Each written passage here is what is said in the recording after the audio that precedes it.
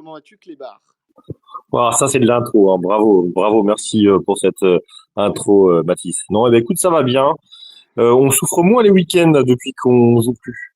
Ah, ça c'est sûr. C'est vrai que les week-ends sont moins stressants.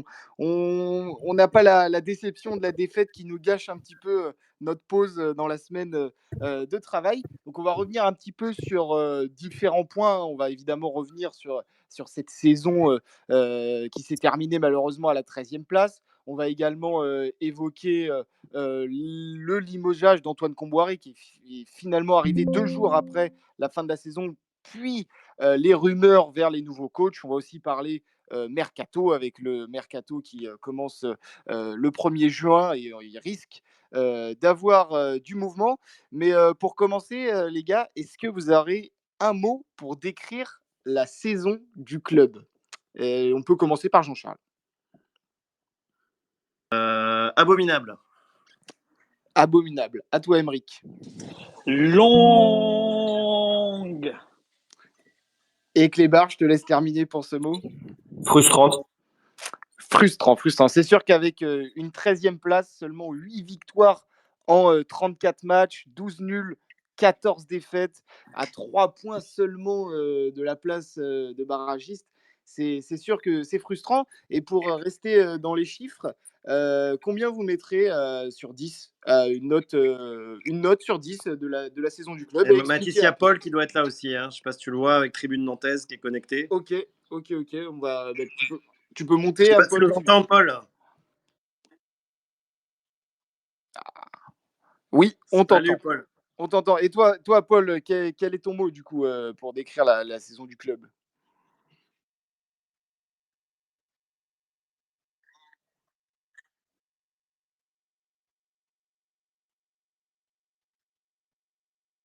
Très très bien payé. Pourtant, mais c'est sûr qu'on est 13e, mais on est à 3 points de la 16e place. Donc c'est sûr que ça s'est pas joué à grand chose. Du coup, Paul, tu peux enchaîner si tu devais mettre une note et expliquer ta note, laquelle tu mettrais.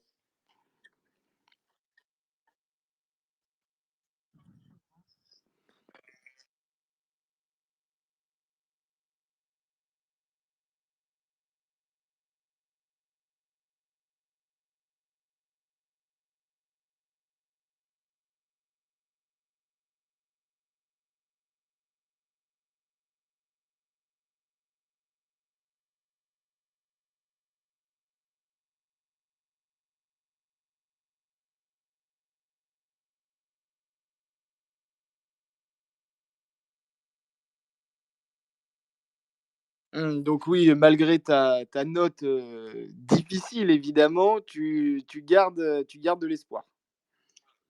Et est-ce que vous autres, Aymeric par exemple, est-ce que toi, malgré cette saison et la note que tu vas mettre, est-ce que justement tu gardes un petit peu d'espoir comme Paul ou alors c'est vraiment au ras des pâquerettes?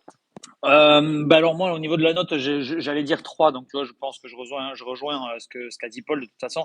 Après, au niveau de la saison prochaine, j'ai envie de te dire que si on est supporter nantais, de par sa définition déjà, on est rempli d'espoir.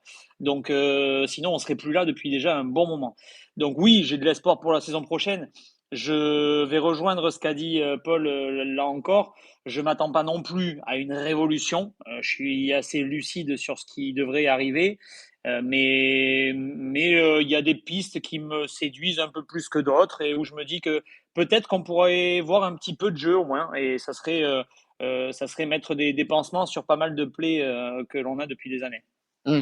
D'ailleurs, bah, le jeu, c'est vrai que cette saison, on en a quasiment jamais vu. Il y a peut-être deux trois matchs où on a vu un petit peu, des intentions. Toi, Jean-Charles, quelle note, tu mettrais à ce FC Nantes, compliqué?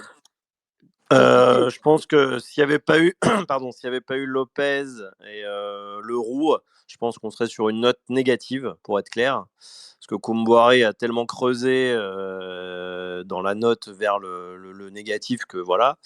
Donc avec Leroux, Lopez, je vais mettre 2, parce que je trouve que la saison est abominable. Allez, 1 point pour les supporters, ça fait 3.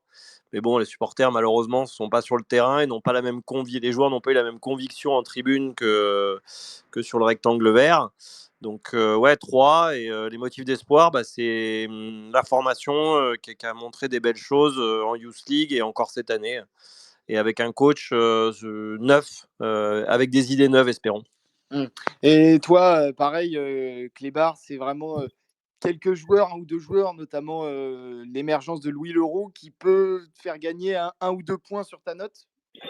Alors moi, je voulais prendre le classement à l'envers. On est 13e sur 20. J'aurais mis un 7 sur 20, ce qui correspond à un 3,5.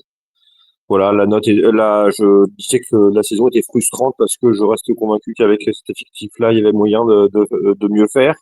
Qu'on a pu observer effectivement, comme tu le dis, l'émergence de certains jeunes. On pense à Leroux qu'on a vu un petit peu plus en fin de saison.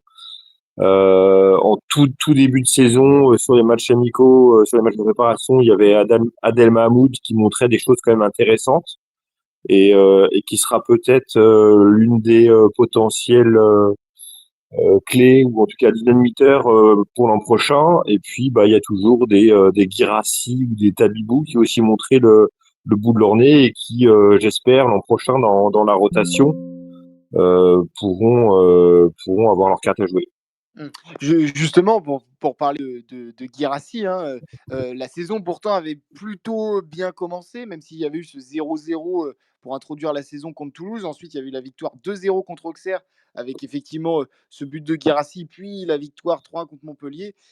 On était bien placé à ce moment-là. Même moi, je me disais qu'on pouvait, pourquoi pas, espérer minimum le top 10. Et puis après, tout s'est envolé complètement. Est-ce que s'il y avait un moment à retenir, moi je sais qu'on en avait un petit peu déjà parlé, un moment marquant de cette saison. Moi justement, j'avais pensé à ce but de Guirassy dès la deuxième journée sous le soleil nantais, ce qui n'est pas souvent. Ouais, si vous aviez un moment à retenir, ça peut être un bon moment ou un mauvais, parce qu'évidemment, il y en a plus eu des mauvais. Emeric?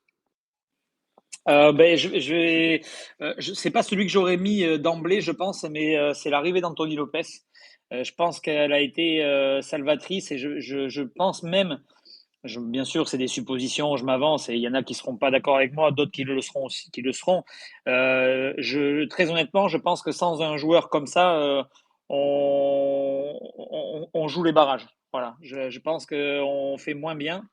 Il a su, alors il a eu comment dire, cette très mauvaise prestation contre Monaco, comme la plupart des joueurs d'ailleurs.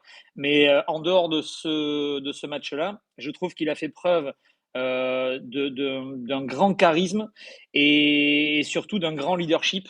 C'est un des joueurs, pour moi, depuis des années, c'est un des joueurs qui m'a le plus plu dans sa capacité à remotiver un peu le groupe, à prendre la parole, à dire les choses.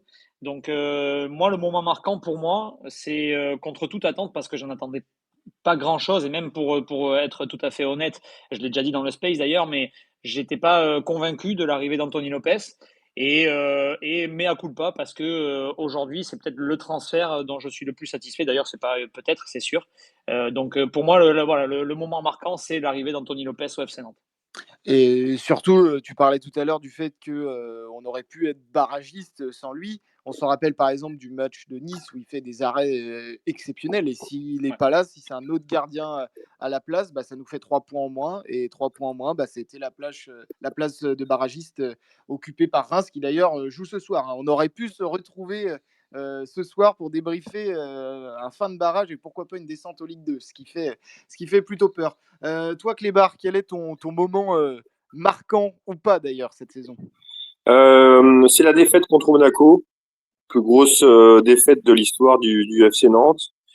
Ce match-là, il représente Camboré, il représente cette génération, il représente cette saison.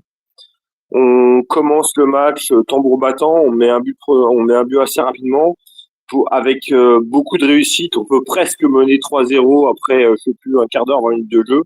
Et l'équipe qui sombre complètement alors qu'elle semblait avoir le match entre les mains.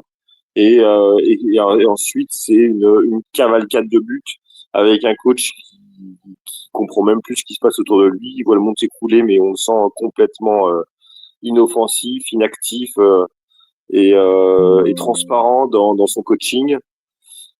Voilà, je trouve que à ce moment-là, déjà, c'était le changement de coach aurait dû être effectif.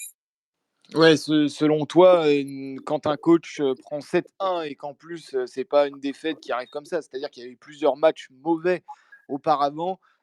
Toi, personnellement, si tu avais été dans le board du club, tu vois ton entraîneur se prendre 7-1, donc comme tu l'as répété, la défaite, une défaite historique vraiment pour le club. Ou toi, directement, dès le week-end d'après, surtout que le match se jouait le vendredi, donc il y avait quand même une longue semaine derrière où tu pouvais trouver un nouveau coach. Toi, tu aurais changé à ce moment-là? Bah, après, tu sais, tu m'as dit entendu sur les Space, moi, j'aurais même pas commencé la saison avec Camboré. C'est vrai que le début de saison avait pas été si vilain que ça. Mais nos victoires, elles étaient un petit peu tirées par les cheveux. Et puis, je sais plus à quel match, parce que ça pourrait répondre aussi à ta question. Je sais plus à quel match il y a eu la bascule et où finalement, ce qui nous avait permis de récupérer les points sur les premiers matchs du championnat, la fin de l'été dernier. À un moment donné, du coup, les joueurs n'y ont plus cru et puis du coup, on est parti dans tous les sens. Et Ouais. C'est notamment le match contre Saint-Etienne où on mène 2-0 à la Beaujoire. En oui, première mi-temps, on développe un jeu plutôt intéressant. Et puis derrière, tout s'écroule. Ça finit même en apothéose avec le carton rouge de Coco. Donc, ouais, tu parles de ce match-là. oui, c'est ça.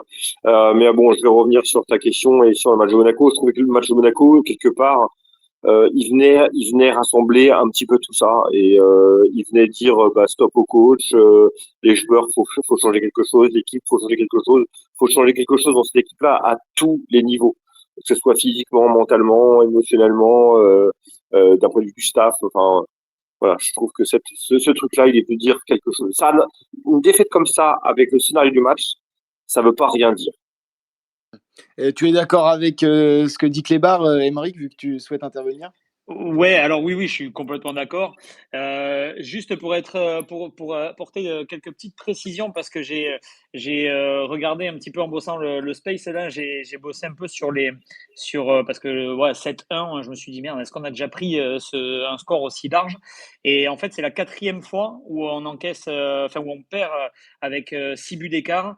Il y avait eu de mémoire en Ligue 1, il y avait eu Lyon et Marseille, si je dis pas de bêtises. Lyon, c'était il n'y a pas si longtemps d'ailleurs qu'on a pris 6-0.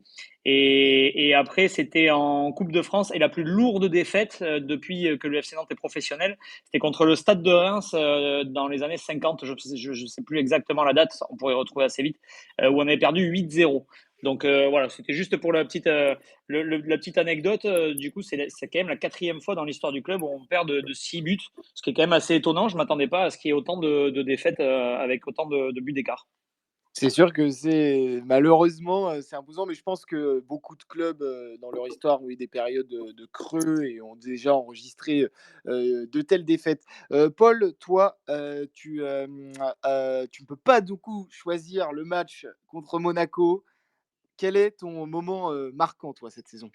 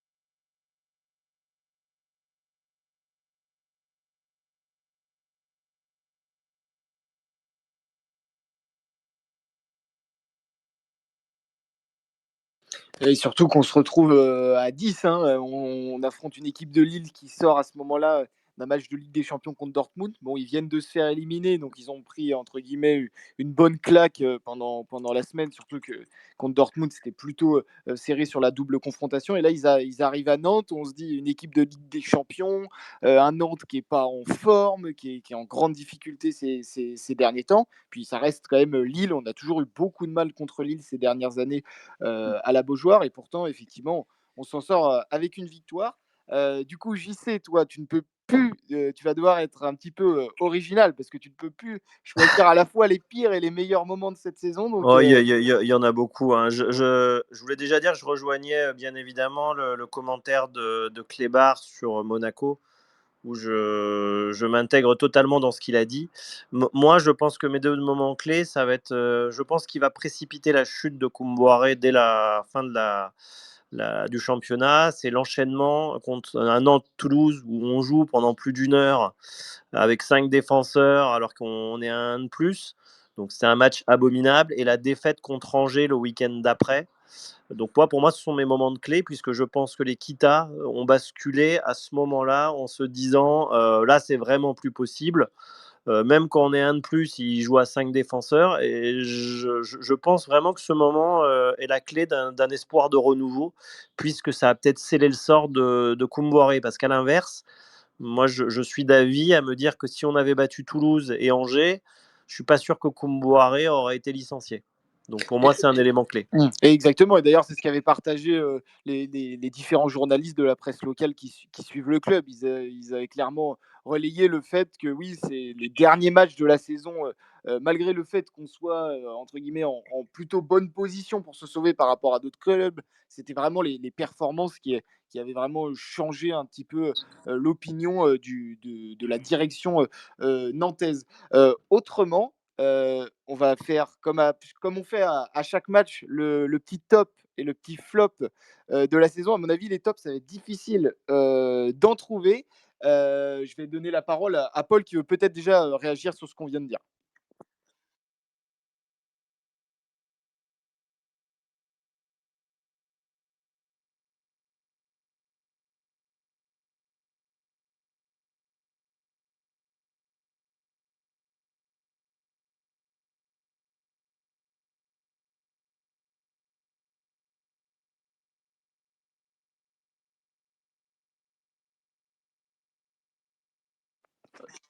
Clé, ouais, Clébar, peut-être qu'il doit avoir un droit de réponse là. Non, mais comme je l'ai déjà dit, bon, je suis très déçu que Comboré n'ait pas été débarqué à cette période-là. Mais quelque part, je trouve intéressant qu'ils aient pas viré pour virer et qu'on puisse se retrouver là maintenant dans le cas de figure où on a le choix d'avoir un coach pour construire quelque chose. Parce que si on avait, à partir du moment où il y a eu l'échec contre Sao et l'échec à Bay, si on avait dit ouais c'est bon on veut plus de Comboiré et puis on serait reparti avec un entraîneur pompier avec qui on serait probablement reparti là pour ce début d'exercice. Moi, ça m'aurait beaucoup dérangé. Donc, je préfère qu'on ait continué à morceler avec Camboiré et puis qu'on le débarque dès la fin et que là, on ait le choix d'avoir un coach pour construire quelque chose. Donc, on a,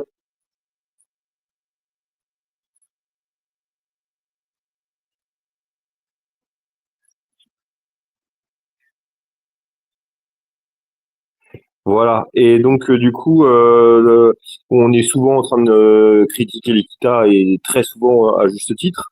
Là, pour le coup, pour moi, à partir du moment où ils n'ont pas eu leur choix numéro un et leur choix numéro 2, ils ont conservé le coach en vigueur et puis ils ont essayé tant bien que mal de lui apporter des outils avec l'arrivée d'Ahmed Kantari et puis il y a eu d'autres modifications dans le staff. Voilà. Bon, en tout cas, l'avenir a pu donner raison, même si c'est passé pas très loin. Mais le fait de ne pas avoir pris un petit service et de se retrouver, on en parlait au podcast Sans contrôle au Winbar. Ça doit faire depuis 2018. On se retrouve pas, on s'est pas retrouvé avec le début d'année et la possibilité d'avoir un nouveau coach qui va pouvoir un petit peu induire et influencer et pas quelqu'un qui a été parachuté au cours de l'année précédente et auquel on se doute qu'il va faire 2-3 mois et gicler. Là, normalement, on espère en tout cas avoir un coach qui va pouvoir avoir un peu de confiance, participer un peu au recrutement, avec les difficultés financières, bien entendu. Donc, ouais, ça c'était. Non, je revenais pas là-dessus. Je garde mon 7-1. JC, tu souhaites réagir? Oui, je voulais juste dire que par rapport à Cantari, le renouveau du fameux staff, je voulais juste rajouter que c'était franchement de la poudre aux yeux. Puisque Cantari, il y a eu Willy Grondin qui a été débarqué, il y a Blondel qui est arrivé, le gardien de but. C'était franchement de la poudre aux yeux. Donc le coup de com du FC Nantes pour dire bah, on garde Koumboiré, on vire ceux qui coûtent le moins cher, parce qu'il y avait aussi, je pense, à ce moment-là, un sujet économique. Si on avait dû dédommager 1 an et demi de salaire de Koumboiré versus 1 an, ça aurait été peut-être aussi plus compliqué. Donc ouais, je voulais juste revenir sur le fait que Cantari, puisque Paul en a parlé, c'était franchement, ouais, ça a servi pas grand-chose, ça reste une énigme, à moins que quelqu'un ait des infos sur le rôle de Cantari à l'instant T, quoi.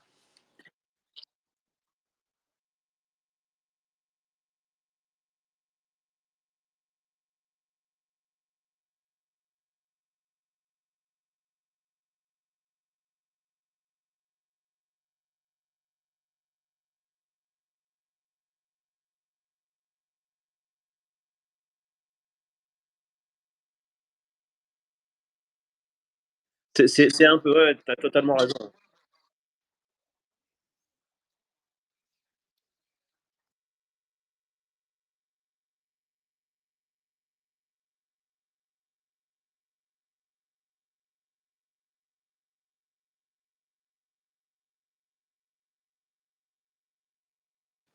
De toute façon, Koumboiré n'a pas un profil pour partager, entre guillemets, le pouvoir. C'est vrai que oui, c'est vrai que c'est un entraîneur entre guillemets à l'ancienne et puis il avait ses repères avec, Yves Bertucci, c'est quand même un adjoint qui le suit maintenant depuis plusieurs années, un adjoint qui lui a permis aussi, la réussite que l'on connaît, à Nantes. J'aimerais aussi revenir sur un petit commentaire laissé par Raphaël. Lui, son moment, qu'il retient de la saison, c'est lorsque tout le monde dans le stade a chanté: «On se fait chier». Et c'est vrai que ça, c'était quand même un moment marquant, un moment de lassitude, surtout pour des supporters. Bon, je ne me mets pas dedans, étant né après les années 2000, mais pour des supporters qui ont connu le jeu exceptionnel produit par ce club, les Aujourd'hui, je victoires, vous les deux présente mon trois opticienne 0 Sophie. à chaque fois, le tarif maison à domicile, que ça soit à la fin des années de Marcel Sopin et au début des années à la Beaujoire, c'est vrai que c'était un moment. Enfin, je ne sais pas ce que vous en avez pensé. Par exemple, toi JC, qui a Bah, j'y vécu des étais, grandes moi, émotions. j'étais abonné, effectivement. Je me suis abonné en 92-93. Donc, c'est quand la jeune bande de Pedros, Wedek, tous ces joueurs-là sont arrivés. Donc, c'était un autre spectacle. Et par rapport à la notion de spectacle que tu évoques, c'est vrai que Koumboiré, il a bafoué le football, mais dans ses discours, il disait limite, moi je m'en fous du jeu. Mais ce qu'il oubliait de penser, c'est que les gens qui viennent au stade, ils payent. C'est quand tu vas au cinéma, tu espères voir un bon film. Quand tu vas voir au match de foot, tu espères voir un bon match. Et ça, il l'avait pas intégré. Et c'est pour ça qu'on a vu. Alors, le mot qu'on aurait pu utiliser tout à l'heure, tu disais un mot, Émeric a dit long, on aurait pu dire purge au pluriel. Donc, moi, j'estime qu'il y a un retour, entre guillemets, sur l'investissement de ton prix de billet que tu dois avoir, quoi. Et Surtout pour les personnes qui s'abonnent, parce que je pense qu'il y a énormément de supporters qui, à la mi-saison, et moi je pense que j'en fais un petit peu partie, qui se sont dit bah, j'ai plus envie de payer, tout entre à fait, ouais. guillemets, pour voir ça. Bah, c'était dégueulasse le spectacle, hein, et heureusement que la BL était là pour mettre de l'ambiance, parce que sur le terrain, encore une fois, en termes de jeu, je pense que c'est un des pires exercices depuis très très très très très longtemps. Mais surtout à domicile, même si à domicile, il y avait quand même eu l'année dernière les 10 matchs, les 10 défaites d'affilée. Ça avait aussi été scandaleux. Donc c'est vrai que c'est un prolongement. Pour revenir à ma question de départ des tops et des flops, moi je vais donner un petit top, justement, pour faire un petit peu la transition. Je dirais ouais, vraiment le top entre guillemets de cette saison, c'est vraiment la Beaujoire, le fait qu'il y ait jamais, il y ait toujours eu presque 30 000 personnes qui viennent voir des matchs vraiment soporifiques. Je comprends toujours pas aujourd'hui comment ça a pu se faire que autant de personnes viennent. Du coup, vous n'allez pas pouvoir utiliser ce top des supporters, j'en suis bien désolé. Du coup, Paul, toi, quel est ton top de cette saison?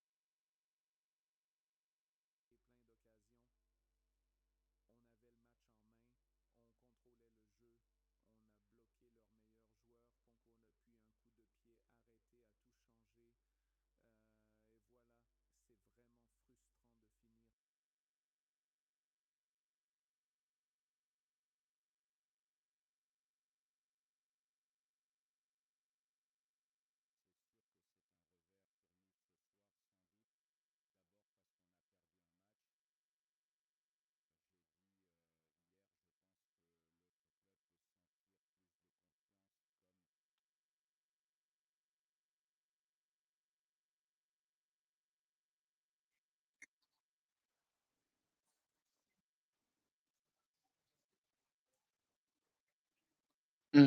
Je me permets juste une petite question pour Paul. Est-ce que tu as dit que tu escomptais voir Moses sous la tunique nantaise l'an prochain? C'est plus un vœu ou une espérance, une conviction?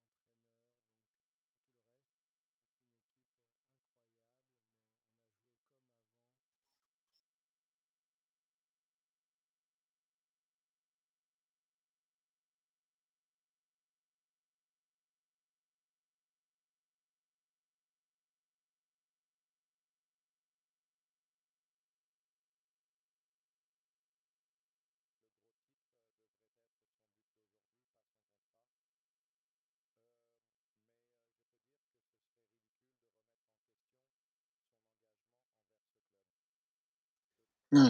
Donc un club de Champions League, là, pour le coup. Mais c'est vrai que Simon, au vu de son potentiel, on peut se dire qu'il pourrait jouer dans une équipe qui jouerait le titre dans un championnat mineur, comme par exemple le Portugal, l'Italie, le Pays-Bas, pardon. Mais c'est sûr que dans un championnat comme par exemple l'Angleterre, l'Italie, même la France, l'Espagne et l'Allemagne, c'est plus effectivement un joueur qui sera dans une équipe de la 5e à la 10e place. Voilà, je pense, et c'est avec ces équipes-là certainement que le club peut récupérer un certain billet. Toi, Emeric, quel est ton top de cette saison? Alors après, je vais juste mettre un petit bémol puisqu'on parle de Simon. Le petit bémol, c'est juste aussi qu'il a 30 ans. en juillet. Donc il va falloir aussi qu'il y ait des clubs qui lui fassent confiance. Parce qu'on sait que 30 ans, on est quand même plus proche du déclin que du début de carrière. Donc, ça va être juste le petit truc qui va être sympa à avoir durant l'été. Moi, mon top, bon, ben, sans grande surprise, puisque ça a été mon moment marquant de la saison, mon top, c'est Anthony Lopez. Voilà, je ne vais pas redire tout ce que j'ai dit sur Anthony Lopez, mais pour moi, c'est très clairement le leader de cette équipe. J'en vois pas d'autres. Et Francis Coquelin a re-signé. Bon, pourquoi pas. J'espère maintenant et j'attends avec grande impatience qu'on nous annonce que Anthony Lopez repart pour la saison prochaine. Parce qu'au niveau des gardiens, je pense qu'on ne va pas aller chercher un numéro un. Donc, à en faire un numéro un pour la saison prochaine, moi je dis oui et un grand oui. Oui, c'est sûr que dans une équipe qui certainement va se reconstruire, hein, pour reprendre un petit peu les mots du président Kita, qui peut se reconstruire autour du centre de formation et de la jeunesse, c'est vrai que d'avoir un gardien aussi expérimenté et en plus qui est encore performant, c'est-à-dire que c'est pas un ancien gardien qui, entre guillemets, pèse lourd dans le vestiaire parce qu'il commence à être de moins en moins performant. Là, on a vu qu'il était performant. Donc c'est vrai que c'est un outil de taille et le club ferait bien de le garder. Ouais. Toi, Clébar, ton top. Alors déjà, moi, je suis très, très surpris que Emery ait choisi Anthony Lopez après toutes les déclarations qu'il nous a fait toute la saison sur Aveline en nous expliquant qu'il voulait aller le bercer tous les soirs, à lui mettre son suppôt tous les soirs avant de se coucher, aller lui chercher sa chocolatine tous les matins, de manière à ce qu'il soit dans les meilleures dispositions pour chaque entraînement, aller lui chercher ses ballons, lui mettre ses plots, lui mettre son bonnet sur la tête et lui mettre son cartable avant de partir à l'école. Je suis très surpris qu'il ait choisi Anthony Lopez. Non, mais je crois aussi que Emerick s'est même déplacé au rassemblement. Oui, alors je vais me permettre de répondre dès maintenant. Tout simplement, il y a deux raisons. La première, c'est que j'ai encore un petit peu en travers de la gorge sa déclaration à la fin du match, du dernier match. Voilà, ça a encore un petit peu de mal à passer, mais ça passera. Il y a aucun souci là-dessus. L'autre point, c'est que, ben, très honnêtement, je commence déjà à faire un petit peu comment dire, mon deuil de Mathis Sabline. Je lui souhaite de ne pas rester. Je lui souhaite de trouver un club à sa hauteur pour la saison prochaine. Le projet Paris FC me semble très intéressant pour lui. Et puis après, il aurait de la place aussi dans un bon club de première ligue ou de Liga. Voilà. Moi, je le vois bien partir et j'espère pour lui qu'il partira parce que encore une fois, je vais le redire, pour moi, c'est un top joueur et pour continuer sa croissance, il faut qu'il parte du FC Nantes. Paul, tu veux réagir à ce propos?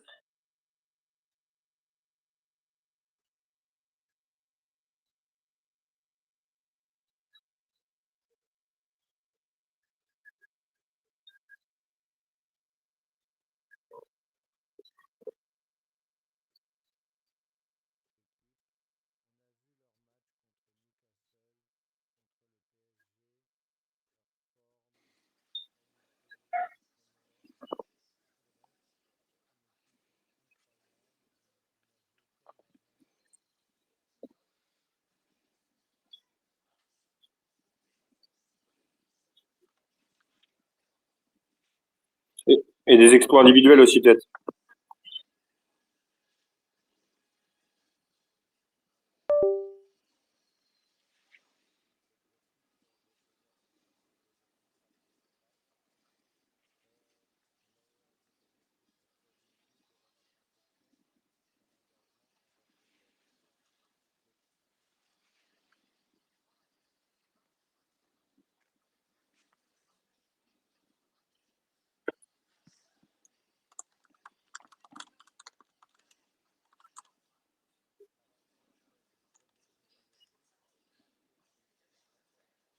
Non, mais pardon, je vais te couper, mais c'est pas bien de faire ça parce que là, tu mélanges toutes les stats. Ça fait combien d'années qu'on est une des pires attaques de Ligue 1?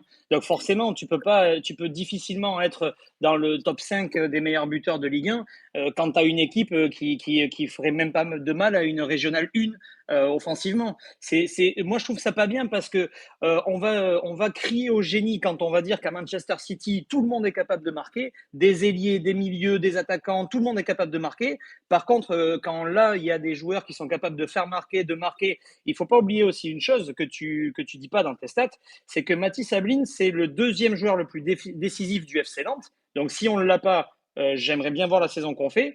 Et la deuxième, c'est qu'au niveau des buts, il est quand même aussi devant Moses Simon. Alors moi, je veux bien Moses Simon, tout le monde l'encense, tout le monde, voilà, vous mettrez les termes que vous voudrez. Mais ok, il est décisif. Mais il y a beaucoup de matchs aussi où il est transparent, Moses Simon. Combien de fois, moi, j'ai l'impression de voir son petit frère après un match. On l'a vu aussi beaucoup transparent, Moses Simon. Donc, Mathis Ablin, il a 22 ans.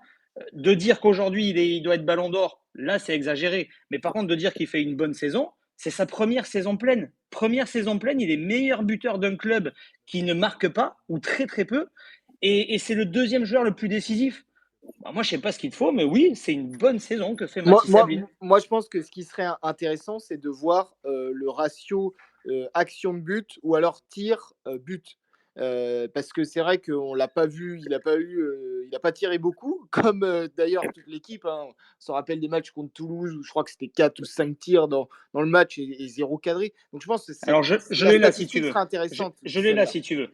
Et ben parfait. Alors, Moses Simon, c'est 8 buts sur 71 tirs. 8 buts sur 71 tirs. Donc ça Mathis fait Ablin, 12% à peu près, 10-15%. exactement. Et Mathis Ablin, c'est 9 buts sur 70 tirs. Donc ça fait un but de plus pour un tir de moins. Donc ben, voilà, hein, moi la stat, elle est toute trouvée. C'est Opta, du coup, c'est la référence des data et des stats dans le monde du football.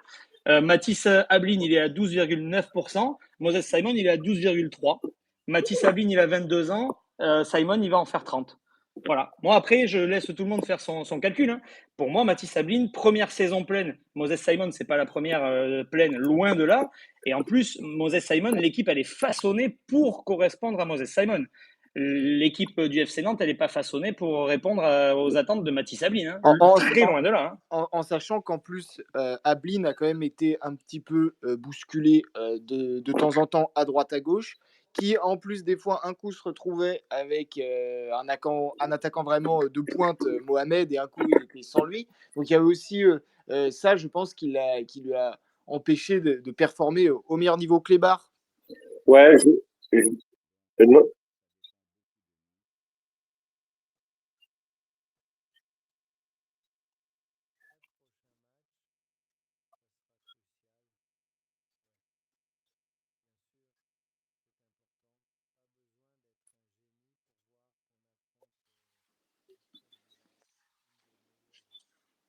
Ah bon.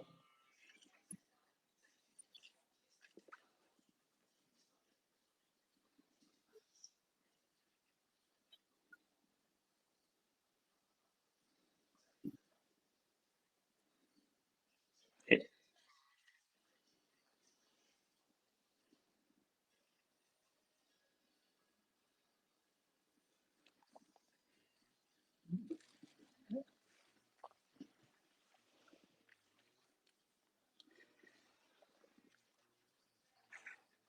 Ah non, non, non. Alors je suis là, je te rejoins pour le coup parce que tu as commencé ta phrase en disant je ne suis pas d'accord pour dire que Ablin est top cette saison. Donc moi je suis d'accord avec toi. Il est peut-être en dessous de Moses Simon. Par contre aujourd'hui tu me demandes qui je veux garder dans l'effectif.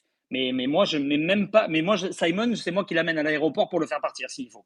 Mais jamais de la vie je garde Moses Simon contre un Mathis Ablin aujourd'hui. Simon il lui a fallu 5 saisons pour être très bon. La saison dont tu parles, où c'est un jeu en contre-attaque, c'est surtout Colomboigny qui le fait briller aussi. Hein. Enfin, on va dire que c'est la paire avec Ludovic Blas derrière. Mais tu as en tête une saison où c'est Simon qui fait tout seul. Moi, j'en ai pas hein, en tête. Hein.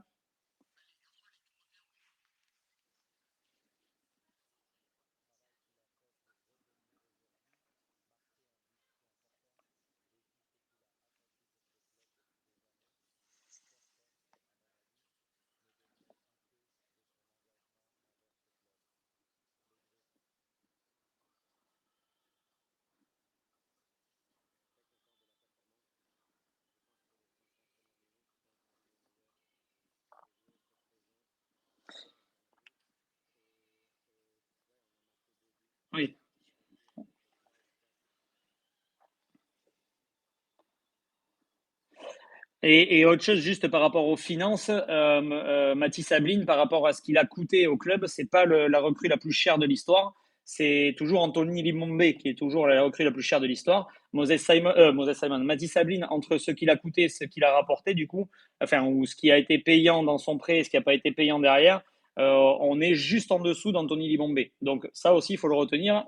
La recrue la plus chère de l'histoire du FC Nantes, c'est un mec qu'on a vu une saison et qui a été aussi bon que Sorba Thomas. Mais attention, hein, merci pour le coup franc à Lyon, enfin contre Lyon, Anthony Bombé. Clébar, Ouais, bah écoutez, au départ, c'était pas mon top, mais je pense que vu tout ce qu'il vient de dire, je vais le garder comme top. Je vais mettre Mathis Sabine. Et puis pour réagir un petit peu sur ce que disait Emeric, moi de mon côté, alors je vais pas développer forcément là sur ce temps-là parce que je pense qu'on aura l'occasion d'y revenir plus tard. Mais j'espère qu'il sera nantais à la fin enfin pour la saison prochaine. Je pense qu'on peut avoir besoin de lui, ça, s'il n'y a pas trop de doute. Et puis qu'il a encore une petite place et il y a encore plein de raisons d'espérer de le voir sous le maillot nantais l'an prochain. JC, à toi, tu as dû attendre plusieurs minutes avant de donner ton top. En tout cas, on est sûr que ça va pas être Comboiré, n'est-ce pas? Non, non, mais le débat m'a plu parce qu'il y a du vrai dans les deux parties. Moi, mon top, je pensais qu'il aurait été pris. C'est le petit Louis Leroux qui a amené ce petit vent de fraîcheur. Qui malgré un coach qui a attendu le dernier tiers du championnat pour ouvrir les yeux, petit tacle, les deux pieds décollés sur une pelouse grasse à Antoine Koumboiré. Le Louis Leroux, malgré les réticences de Koumboiré, qui a encore dit, même il y a un mois, ouais, le Louis Leroux, je le sens moins bien en ce moment. C'est lui qui met le but à Auxerre, c'est lui qui est brillant dans le jeu, c'est lui qui fait partie des joueurs qui ont su un peu relever le gant, à l'instar des joueurs qu'on a cités dans nos tops. Et sans Louis Leroux, est-ce qu'on se serait pas maintenu dès maintenant et est-ce qu'on jouerait pas ce soir? Voilà. Et tu peux du coup enchaîner sur ton flop. Bon, là, on s'en doute quand même beaucoup. Non, alors Koumboiré, je vais pas. Oui, Koumboiré, c'est le flop de la saison, mais est-ce que Clébar, tu veux que je te le laisse? Tu t'avais préparé quelque chose? Non, non, je te le laisse comborer.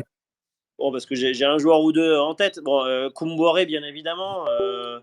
On va pas oublier l'épisode avec les journalistes où il a fait grève.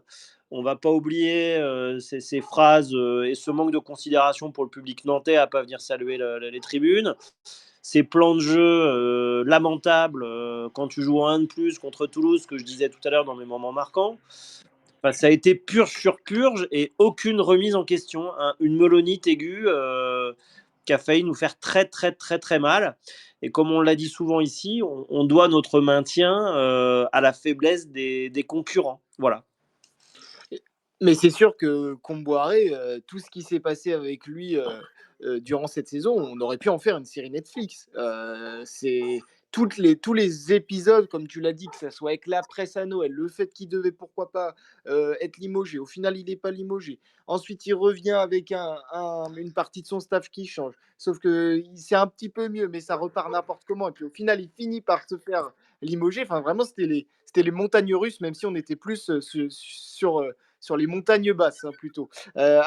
Paul, tu peux réagir.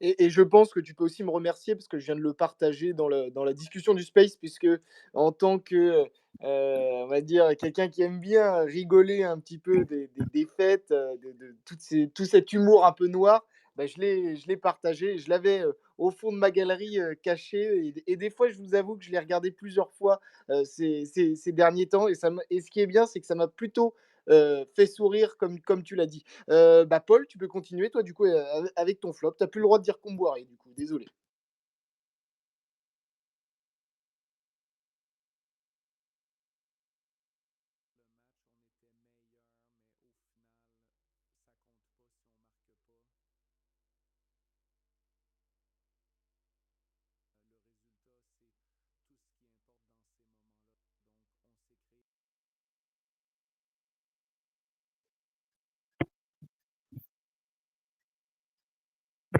Bouh! Au chiotte, Paul! Bouh!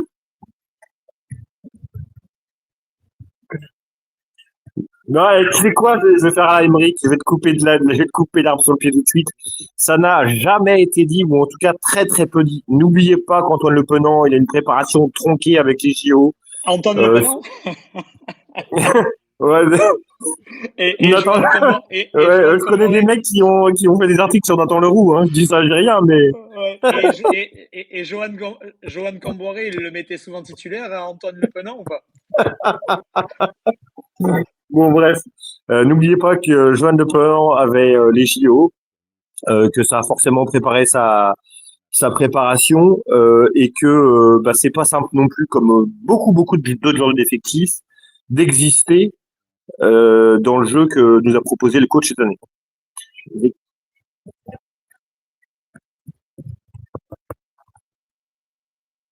Bah oui, parce qu'il est saut, il est en pleine bourre, il sort des JO.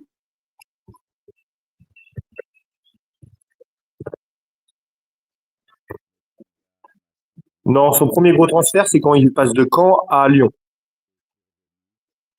Oh, il cherche des noises, là, le clébard, là.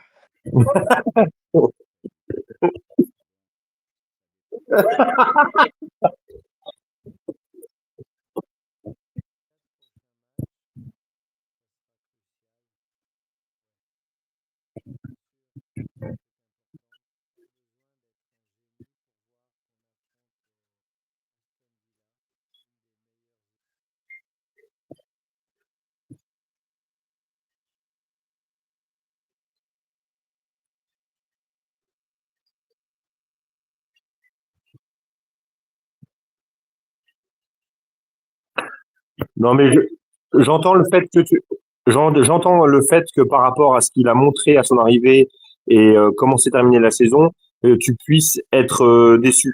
Après, le côté flop, moi, je maintiens, je le trouve sévère, mais ce côté, il a montré des choses intéressantes et il les a pas, et il a baissé en intensité au fur et à mesure de la saison.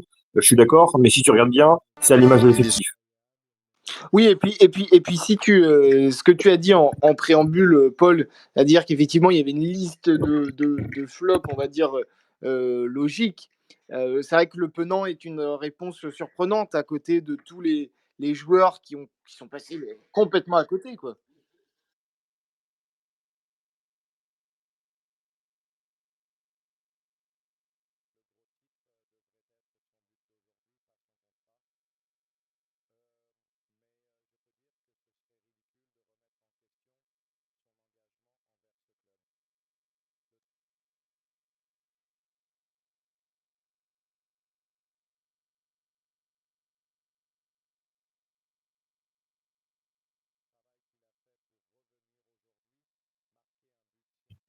Connard!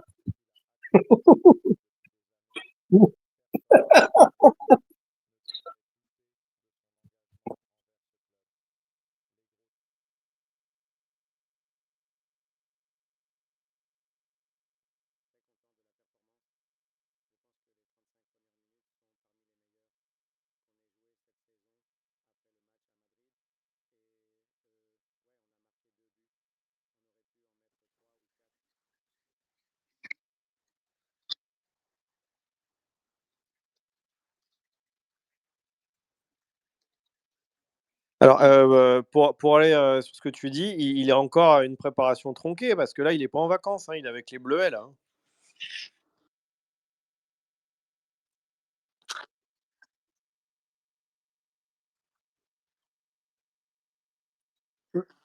Bah là d'ailleurs, ils étaient à Roland-Garros, mais regardez, les joueurs du PSG sont aussi allés à Roland-Garros et pourtant ils jouent l'histoire du club en fin de semaine. Emeric, toi, ton flop, bon, je fais un petit pronostic pour ton flop. Je dirais qu'il a le prénom de quelqu'un qui participe dans le Space, le joueur. Eh oui, exactement. Arnaud Calimundo. Ah non, pardon. Oh là là. Non, et pourtant, il bouffe autant de crêpes que l'autre Arnaud, mais bon. Bon, du coup, non, moi, mon top, oui, effectivement, mon flop, oui, tu l'as Tu veux pas, deviné. tu reprendrais pas des carottes, Émeric, là, un petit peu pour te rendre un peu plus aimable, non? Alors, évite de bouffer le micro quand tu parles dedans, parce qu'on t'entend comme si tu l'avais dans la bouche, là. C'est les crêpes qu'il faut mettre dans la bouche, c'est pas le micro, hein, Clément. Faut que tu inverses. Et il parle dans la crêpe, c'est ça le pire. Euh, bon, du coup, je vais effectivement détailler pourquoi je vais mettre notre ami, enfin votre ami plutôt, parce que c'est pas le mien, de la défense centrale. Je vais. Emeric, avant que tu développes, je pourrais dire, nous, on les met sur le terrain. Nous, on est là pour jouer. On sait qu'il y a les salariés. Il Ouais, faut qu'on se défonce. Voilà ce qu'aurait pu ouais. dire mon homonyme. Ton homonyme, ouais, tout à fait. Je vais me permettre de donner des stats parce que pour justifier en fait sa présence dans mon flop, ben, je vais dire il est dans beaucoup de top. Notre ami Castelletto, votre ami Castelletto. Ballon perdu, donc je prends les trois de la charnière centrale hein, habituelle, on va dire, ou classique, Castelletto, Palois, Zézé. En termes de ballons perdus cette saison, le premier c'est Nicolas Palois, deuxième c'est Castelletto, troisième c'est Zézé. Ensuite, ballon perdu entraînant un but, Castelletto premier, deuxième Zézé, troisième Palois. Penalty concédé, premier Jean-Charles Castelletto, deuxième ex aequo Zézé et Palois. Faute totale commise en dehors de la surface, premier Jean-Charles Castelletto. Faute totale concédée dans la surface de réparation, premier Jean-Charles Castelletto. Et nombre de cartons jaunes et rouges cumulés, premier Nicolas Palois, deuxième Jean-Charles Castelletto. Pour terminer, bien sûr, le nombre de cartons rouges, premier Jean-Charles Castelletto. Donc, et au la final, sentence est irrévocable. Exactement, la sentence est irrévocable. Quand j'ai vu ces stats-là, je me suis dit, bah, ça confirme ce que j'ai vu cette saison, c'est que c'est quelqu'un qui nous a fait perdre des matchs, ou en tout cas qui nous a pas aidé à les maintenir, le point du nul ou à nous les faire gagner. Je rappelle, pour ceux qui ont la mémoire sélective ou courte, ce match notamment contre Saint-Etienne, où on gagne 2-0 et on fait de partout. Il est l'auteur d'un des deux buts qu'on prend contre Saint-Etienne, ou en tout cas c'est lui qui cause un des deux buts. Donc voilà, moi je trouve que c'est quelqu'un qui a une éloquence et qui parle très bien, mais sur le terrain, bah, qui est un peu à la ramasse. Même Nicolas Palois, les stats le montrent, est plus efficace que lui cette saison. Et pourtant, je pense qu'on est tous à dire que Nicolas Palois, voilà, c'est quelqu'un qu'on a tous aimé et qu'on aime tous. Maintenant, bon, si on peut avoir mieux sur le terrain, pourquoi pas. Et Nathan Zézé, je pense qu'on est tous d'accord là-dessus. Il a beaucoup de points négatifs, mais c'est quand même un élément important. Et moi, je fais partie des gens qui aimeraient bien le voir rester à Nantes et titulaire la saison prochaine, Nathan. Oui, mais bien sûr, on va faire entre la peste et le choléra, il faut choisir. Si on jette Castelletto pour récupérer Duverne, bon, ben voilà, autant virer Comboiré pour mettre Johan Comboiré, hein, Clébar? Petit con. Clébar, tu avais donné ton flop tout à l'heure ou Absolument pas. Eh ben, c'est à ton tour. Eh bien, on s'en fout. JC, à toi. Paul, toi qui lèves la main, tu peux parler. Non, moi je vais prendre Mostafa Mohamed. Mostafa Mohamed, je reste convaincu que c'est un joueur qui pue le football, mais là il vient de terminer sa 3e saison avec le FC Nantes, si je compte bien. Maintenant, l'absence pour le match contre l'homophobie une première fois, ça pouvait éventuellement s'expliquer, se comprendre, on pouvait l'excuser. Une première année, Là, 3 années de suite, ça commence à devenir insupportable. On voit bien que le joueur il s'adapte pas au système. On commence aussi de plus en plus à voir et à comprendre que dans le tempérament, dans l'investissement et avec ce qui se passe avec ses coéquipiers, c'est loin d'être top. Donc j'espère qu'il partira cette année et puis qu'il arrivera à nous faire un beau petit chèque de rentrée d'argent Ouais, de il est manière. en fin de contrat, hein, si je dis pas de bêtises. Hein, donc, je suis pas Ah, Deux sûr ans pour de moi, que. contrat, 2 ans de contrat. Il reste 2 ans? Non. ouais, oui, il Ah, reste il avait 2 ans. Non, pas Oui, pour moi. signé 2 ans. il a signé jusqu'en 2027. Mais tu vois, Clébar, au Pardon. final, il y a juste les supporters égyptiens. Moi, je suis pas mal de médias égyptiens qui, dès le début de la saison, ont commencé un petit peu un bashing contre Kombouaré du fait qu'il ne mettait pas dans les meilleures dispositions Mohamed. Alors là-dessus, ils sont quand même d'accord avec nous. Après, la question, c'est est-ce qu'ils regardaient autant les performances de Mohamed, même quand il rentrait. Parce que même quand il rentrait de temps en temps, voilà, c'était beaucoup de maladresse, même si il a mis des buts quand même sacrément décisifs, comme à Lille ou comme contre Lille et comme à Reims. Ah bon, on est d'accord que Comboiré n'a absolument pas aidé Mohamed, mais je pense que après 3 ans, on peut aussi dire que Mohamed n'a pas aidé Mohamed. Paul, tu voulais réagir sur le buteur égyptien?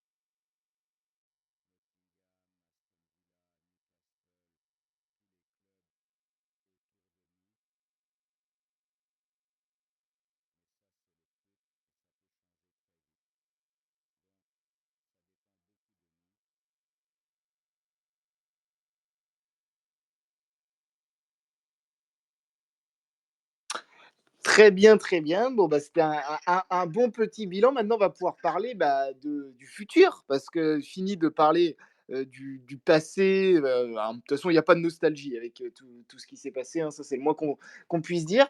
Donc, Comboiré, comme vous le savez tous, a été limogé 2 ou 3 jours après le match contre Montpellier, hein. C'était attendu, même si on n'était pas à 100% sûr après le match, puisqu'il avait quand même ramené le maintien grâce à cette dernière victoire. Mais bon, on ne l'oublie pas, hein, Montpellier était vraiment très très faible ce soir-là. Moi, j'ai entendu dire que vous aviez quelques infos pour le nouveau coach. Qui veut se mouiller? Émeric, moi je balance. Je vais rien apporter de neuf. Je pense que tout le monde a entendu un petit peu les dernières, comment dire, les dernières indiscrétions. Luis Castro est une piste qui est très très appréciée, notamment du père.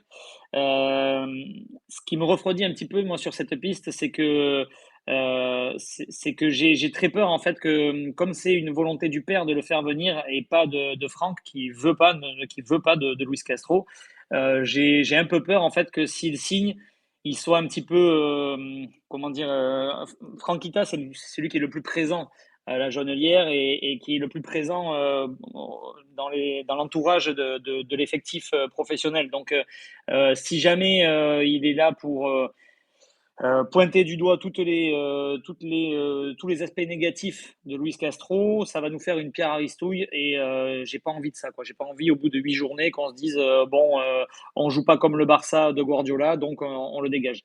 Donc je sais pas, voilà, je suis très partagé sur Luis Castro, même si j'ai très envie qu'il vienne pour l'aspect football. Après, il y a un rêve de Valdemar, c'est de faire venir Christophe Galtier. Ça fait des années que Valdemar en rêve. Financièrement, ça se fera pas. Il faut, tout à l'heure, on parlait de l'aspect financier. Il y a dans le bilan qui a été déposé à la DNCG, il y a 40 millions de transferts. C'est-à-dire que si on fait pas les 40 millions de transferts, c'est Valdemar qui va devoir amener l'argent manquant sur la table. Donc, imaginez juste un seul instant que Christophe Galtier arrive au FC Nantes, ça voudrait dire qu'il fait une Francis Coquelin et qu'il fait un geste sur son salaire énorme. Donc ça, bon, moi, je n'y crois pas une seule seconde. Et ensuite, il y a un entraîneur aussi qui a été reçu, ça c'est sûr, c'est confirmé par d'ailleurs tous les médias locaux. Il y a un autre entraîneur qui a été reçu dans les bureaux de Valdemar à Paris. Comment dire, l'identité de l'entraîneur n'a pas été dévoilée. Moi, de ce que j'en sais, c'est un ancien entraîneur de Ligue 1 qui a plus de club depuis quelques temps maintenant. Voilà, bon, c'est un peu mieux que Comboiré, mais c'est un peu du réchauffé et c'est pas une piste qui me plaît. Donc j'espère que soit la piste n'est pas bonne, que j'ai pas la bonne information, soit que ça sera une autre piste qui sera étudiée. Je mets un gros coup de frein par contre, enfin un gros coup de frein, non pas un gros coup de frein, mais la piste Cantari, moi, ce serait la pire. Voilà, je donne mon avis sur ça parce que je suis pas sûr que ce soit un meneur d'hommes autant qu'on le dise dans certains médias.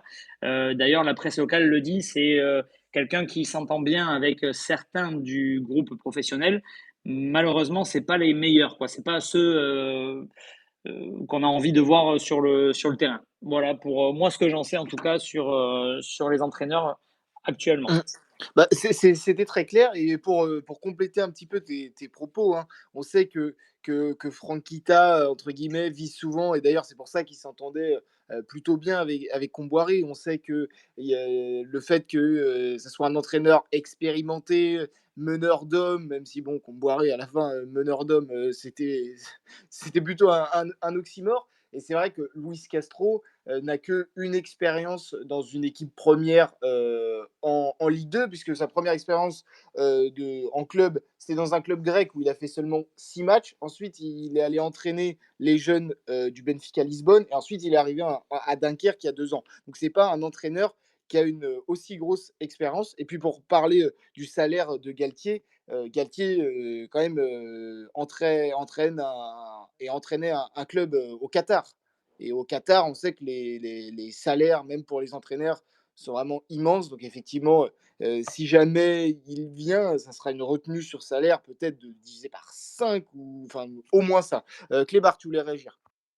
Ouais, moi j'avais pas complètement les mêmes infos qu'Emeric concernant Castro. Pour moi, Castro était surtout une piste privilégiée des membres du staff et au sein du club, mais pas forcément de la famille Kita. Et de la famille Kita, j'ai été plutôt réticente à l'idée de devoir sortir le chéquier pour le faire venir.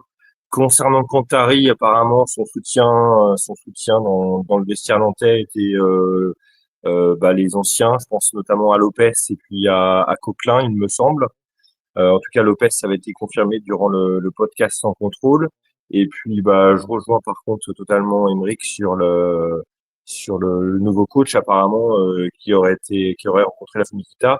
Il serait lui aujourd'hui la priorité ou en tout cas la piste numéro un du président. JC, toi, qu'est-ce que t'en penses? Pas plus d'informations. Ce que je voulais juste te dire, c'est peut-être revenir sur le timing. Le mercato là va bientôt commencer. On a vu que Coquelin avait prolongé d'1 an. Donc, je pense que la fumée blanche venant de la Jonelière va très vite intervenir. Et il faudrait que le dossier du coach soit réglé, on va dire, entre lundi et mercredi de début de semaine prochaine, pour pouvoir justement mettre les fondations d'un mercato réussi, quoi. Et pas qu'on se retrouve au 28 août à aller chercher un joueur dans le championnat bulgare, quoi. Donc je Mmh. pense que Et d'ici mardi, mercredi, ça sera réglé. C'est l'esprit, et d'ailleurs, pour rebondir sur les propos des journalistes locaux, c'est ce qu'avait l'air de dire les derniers articles sur le sujet. D'ici 48 à 4-5 jours, en 48 heures à 4-5 jours, on devrait savoir. Et pour continuer un petit peu ta métaphore sur le pape, est-ce que tu trouves que le conclave est trop long à la Genelière? Alors, on ne peut pas dire qu'ils aient traîné sur le renvoi d'Antoine Koumboiré, qui était devenu inéluctable, notamment avec les dernières journées de championnat qui étaient lamentables, ou comme a dit David Filippo, le président Kitas s'embêtait fermement lors des matchs. Donc non, non, le timing, voilà, mais s'il dépasse à mon sens le timing que je viens d'annoncer, on sera déjà dans une intersaison un peu tronquée s'ils prennent encore 15 jours, par exemple, pour nommer un coach. Toi, Paul, est-ce que tu as des informations ou alors tout simplement tu souhaites donner ton avis là-dessus?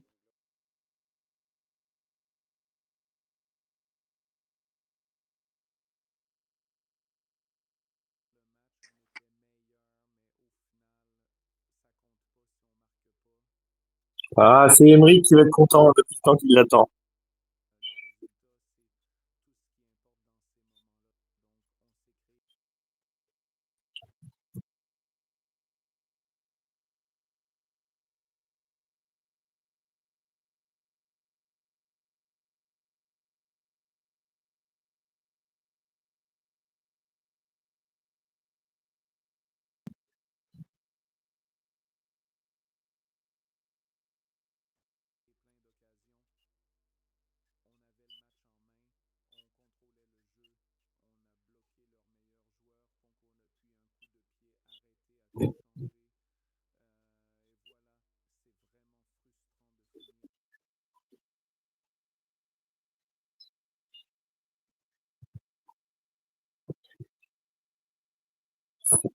Ouais, c'est une belle idée à chier, surtout, Paul. Tu peux arrêter là, je pense. Ouais, ouais, Paul, là, tu nous donnes Carrément. on parlait d'espoir en début de Space, là, tu nous donnes pas du tout envie de suivre la saison prochaine.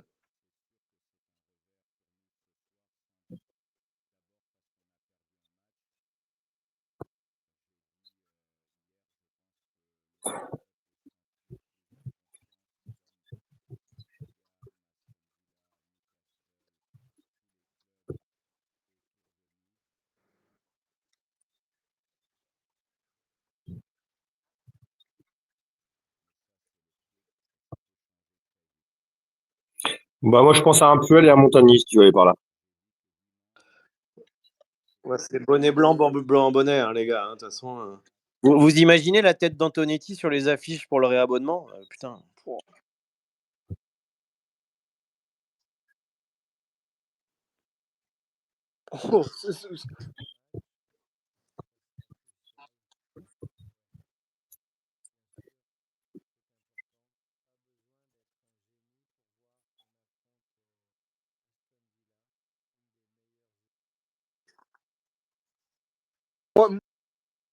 moi moi, je suis d'avis qu'il faudrait, mieux, attendre, de voir, ce qui se passe. Effectivement, si un coach est passé, dans le bureau, s'ils ont pas voulu le faire fuiter, hein, parce qu'on sait que, les dirigeants du club, s'ils veulent faire fuiter, quelque chose, ils appellent, les journalistes locaux et le lendemain, c'est dans le journal, comme on dit. Donc à mon avis, effectivement, comme tu as dit, c'est une rencontre discrète. Alors avec qui c'est? Je pense que c'est pas non plus, la peine de faire des grandes entre guillemets théories, puisque ça se trouve, ça peut être, même si vous dites oui, c'est quelqu'un qui a fait plusieurs clubs de Ligue 1, etc. Il y en a beaucoup au final en y repensant. Et voilà, on va pas faire le fameux jeu qui est en enlevant. En enlevant les trucs en fonction des caractéristiques de chacun. Est-ce que quelqu'un a quelque chose à dire justement sur les prochains coachs? Oui, juste, j'ai aussi rappelé une chose, c'est il y a la piste Pierre Sage. C'est pas lui qui était dans les bureaux de Kita, mais Pierre Sage, c'est un profil qui intéresse beaucoup les Kita aussi. Dans la liste de tous ceux, de tous les noms qu'on peut entendre, moi, c'est une piste qui m'intéresserait à la limite le plus. Euh, Hors Luis Castro, mais Luis Castro, encore une fois. Clébar l'a dit. Alors, je ne sais pas si Clébar a bien compris ou si je me suis bien exprimé sur ce que je disais tout à l'heure, mais Luis Castro, je dis juste que entre les deux Kita, c'est Valdemar qui a plus l'envie de le faire venir. Mais effectivement, pour le moment, c'est financièrement qu'il y a une petite bataille. En tout cas, ce qui est sûr, c'est que Luis Castro et Valdemar Kita se sont rencontrés. Ils ont discuté projet. Maintenant, il y a une chose qui bloque, c'est le montant que doit verser le FC Nantes à Dunkerque si Luis Castro vient, qui est de 2 millions d'euros. Lens a laissé tomber. Ça, déjà, c'est une certitude. Tant que le prix ne sera pas abaissé, Lens ne se penche plus sur Luis Castro. Déjà, Luis Castro avait donné la priorité à Nantes. Là, Lens se met en retrait. Donc, ça nous laisse quand même un champ assez libre. Et c'est pour ça que je dis que c'est une piste à prendre très au sérieux parce qu'actuellement, c'est pour moi la piste privilégiée par le board nantais. Mais il y a un souci financier qu'il faut régler. Après, bon, voilà, ça va être à discuter. Et dernière chose pour terminer sur Pierre Sage, c'est que lui a dit que c'est pareil, c'est un poste qui pourrait éventuellement le faire réfléchir. Maintenant, il n'y a pas eu de discussion, il n'y a pas eu de contact plus avancé que ça. Donc, à voir, mais je ne serais pas étonné qu'il soit au moins rencontré, enfin qu'il se rencontre avec Valdemar pour éventuellement discuter d'un contrat. Je ne serais pas Et, étonné non plus. et c'est sûr que Luis Castro, en plus, c'était un des premiers noms à sortir après le limogeage de Comboiré. Puis pour Pierre Chage, si vous voulez un petit peu découvrir le personnage, il y a le Club des 5 vient de sortir une vidéo, une grande interview, certainement d'1 heure et demie à 2 heures, sur Pierre Sage. Donc si vous voulez découvrir le personnage, et il y a une thématique sur son avenir. Alors est-ce qu'il a parlé de Nantes? Ça, je ne sais pas, parce que je n'ai pas vu la vidéo qui vient de sortir. Mais voilà, ça peut vous permettre de découvrir un petit peu mieux le personnage. Bien qu'on l'ait vu à Lyon, ça reste encore quelqu'un de plutôt méconnu. Et juste Mathis, je vais juste apporter je vais lancer une toute petite bombe. Mais certains journalistes, alors attention, et je vais de suite mettre les choses au clair, je ne parle pas de David Filippo parce que c'est le premier à qui on pense quand on parle de presse locale. Je ne parle pas de lui, mais certains dans la presse locale savent très bien qui Valdemar Kita a rencontré dans ses bureaux à Paris. Voilà. Pour le moment, l'identité n'a pas fuité pour une raison que j'ignore. Peut-être justement parce que c'est très avancé et qu'il ne faudrait pas éveiller la curiosité d'autres clubs qui cherchent un entraîneur, parce que Lens pourrait éventuellement être intéressé aussi. Mais certains savent très bien de qui il s'agit. Paul, tu souhaitais réagir?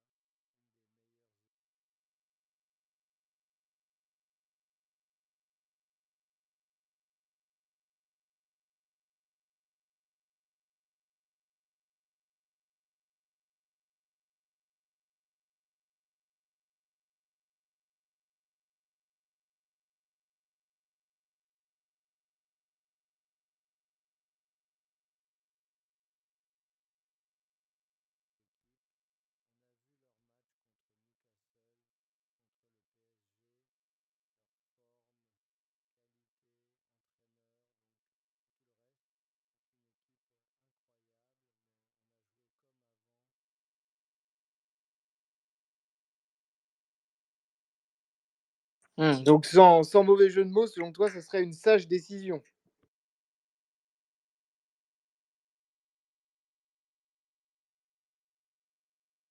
Oh, j'essaie de limiter un petit peu.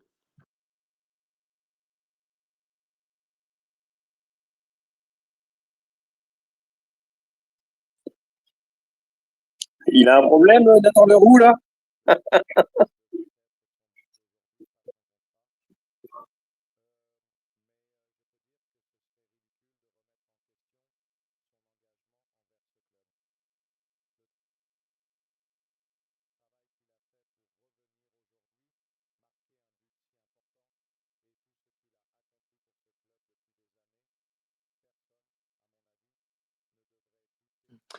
Bon, on assez parlé du nouveau coach, même si c'était très intéressant. Maintenant, on va parler un petit peu mercato avec déjà certains joueurs qu'on sait déjà qu'ils ne porteront pas le maillot du FC Nantes l'année prochaine. Donc il y a Sorba Thomas, Florent Mollet, Nicolas Kozza, Meshak Elia qui avait une option d'achat, mais ça n'a pas été encore entièrement confirmé, il me le semble, mais il n'y a aucune chance ou presque qu'elle soit activée. Côté joueur en fin de contrat, il y a quand même Nicolas Palois et Marcus Coco, où d'ailleurs il y a des articles qui sont sortis dans la semaine et la semaine dernière sur une possible resignature. Il y a également les retours de prêt, et ça, on ne les oublie pas.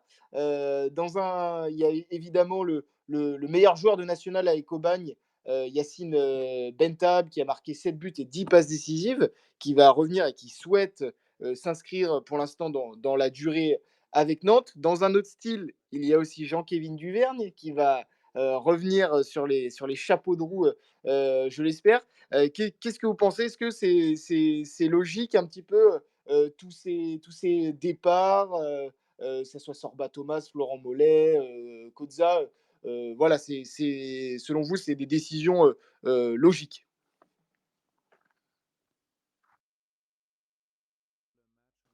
Personne ne veut se mouiller là. Oui, je vais prendre la parole. En fait, je me retrouve un petit peu dans la même situation que l'an dernier avec l'envie de réoxygénation de l'effectif. Là, on a plusieurs joueurs qui n'ont pas donné satisfaction ou alors qui jouaient pas ou peu, qui vont partir. Dans la situation économique actuelle, on n'est pas forcément tenté de les prolonger pour pouvoir dire tiens, on arrivera peut-être à les vendre dans 6 mois, dans un an et on se récupérera un petit billet. Là, de pouvoir économiser un petit peu sur la masse salariale semble être quand même la priorité. De tous les noms que tu viens donner, il n'y en a pas grand monde qui va vraiment qui me tenterait forcément d'intéresser. On a gardé Francis Coquelin et ça, je trouve que c'est plutôt intéressant. Il y avait Emeric tout à l'heure qui parlait d'Anto Lopez qui attendait avec impatience la prolongation. Alors vous me dites si je me trompe, mais pour moi Anto Lopez est d'ores et déjà nantais pour la saison prochaine avec le maintien. Pour moi il y avait une clause qui était en lien avec le maintien. Oui, Donc, oui, normalement, Non, il y a une clause non. qui a été activée effectivement avec le maintien. Non, c'est pas une clause. J'ai demandé parce qu'effectivement c'est un peu flou, mais en fait c'est un accord verbal qu'il y a eu. Il n'y a jamais eu de clause dans le contrat qui active une quelconque prolongation. Par contre, dans l'accord qui a été entendu entre Nantes et Anthony Lopez, c'était que si les prestations étaient convaincantes, il re-signait un an de plus. Bon, est-ce que maintenant il y a aussi eu un accord verbal en disant ben, si jamais je fais des prestations qui sont vraiment très bonnes et que d'autres clubs sont intéressés, j'ai le droit de partir? Ça, je sais pas. Mais en tout cas, il n'y a pas d'obligation contractuelle ou de clause contractuelle qui stipule que Anthony Lopez est nantais à partir du moment où il y a eu le maintien assuré. Et en tout cas, t'en parlais en début de Space. C'est vrai que, imaginons Lopez quitte Nantes avec un Lafond, on ne sait toujours pas s'il va rester, partir, on ne sait pas quel rôle il aura l'année prochaine. C'est vrai que il faut absolument, selon moi, garder Lopez. Je dirais même c'est une obligation. Oui, moi je suis assez d'accord avec toi. Aujourd'hui, je vois pas du tout Alban Lafont redevenir titulaire, même s'il y a un nouvel entraîneur qui compte sur Alban Lafont, je vois pas Alban Lafont repartir avec le FC Nantes, même lui moralement et tout ça, je le vois pas. Et puis même, j'en ai pas envie.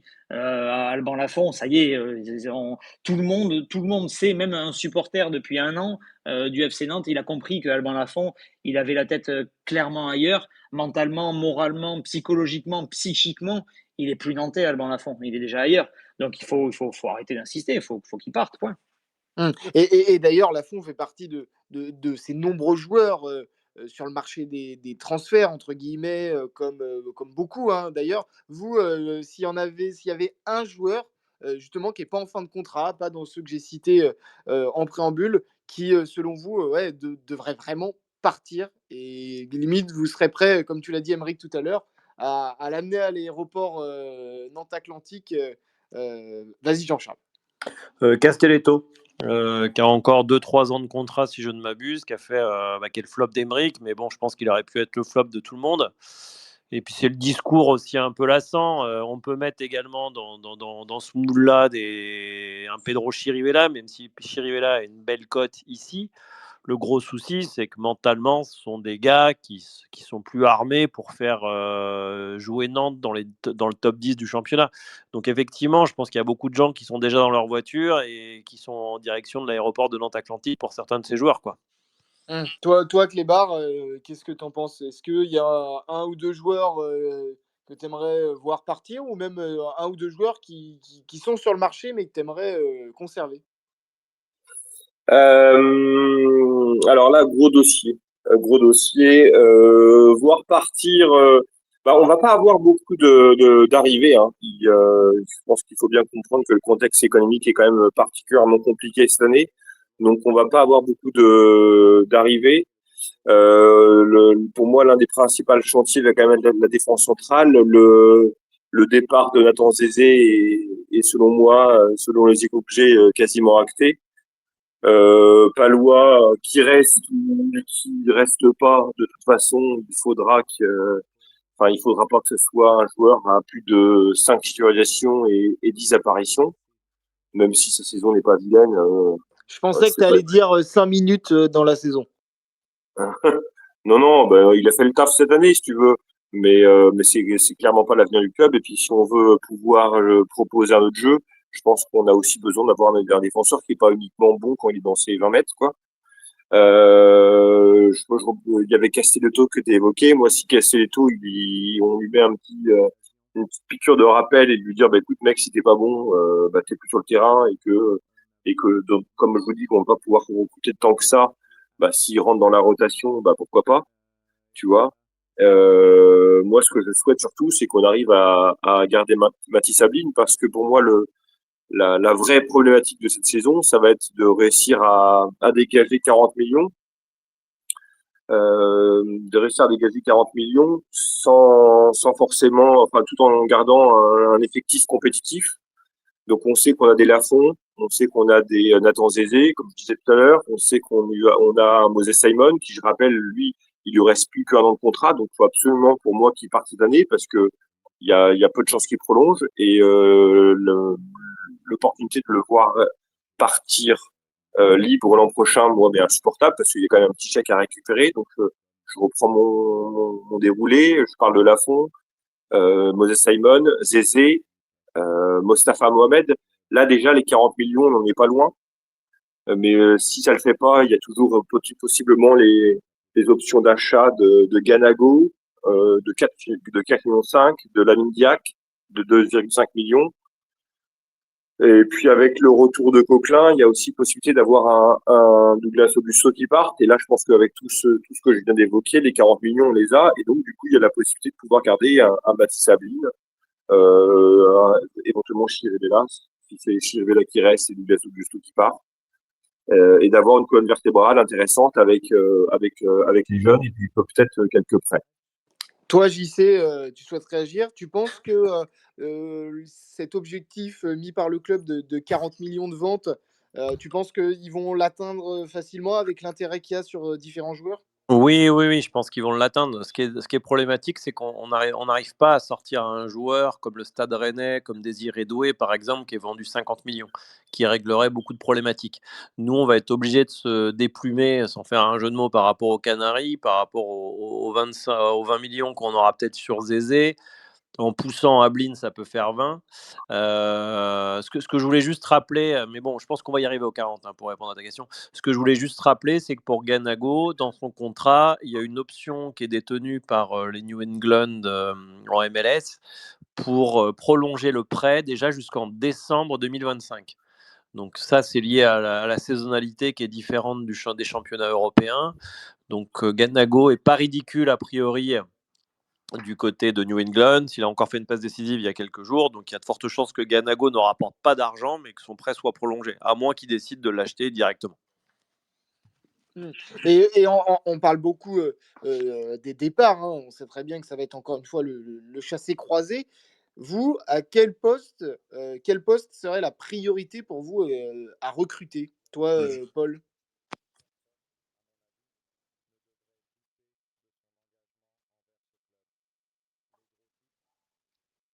Il y en a beaucoup, non?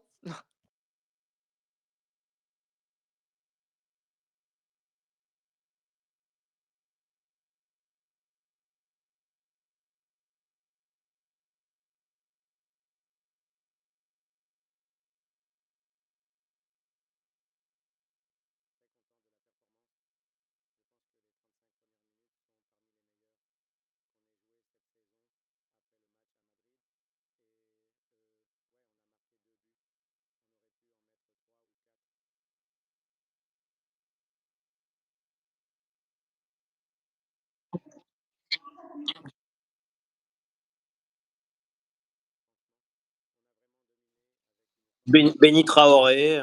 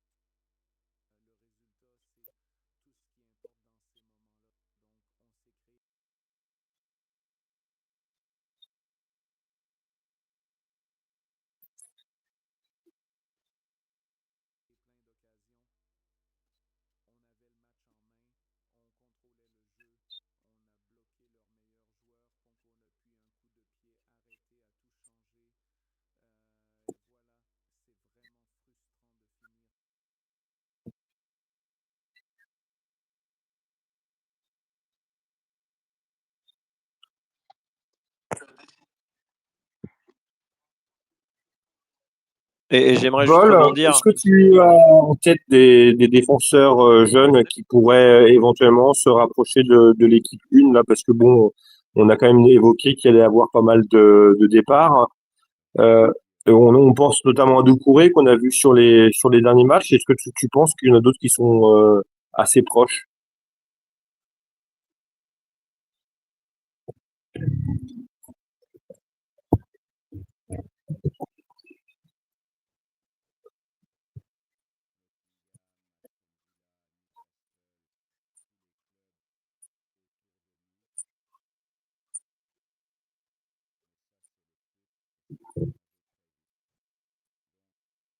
Il est quelle génération lui?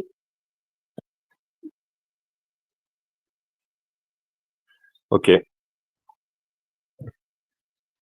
ok.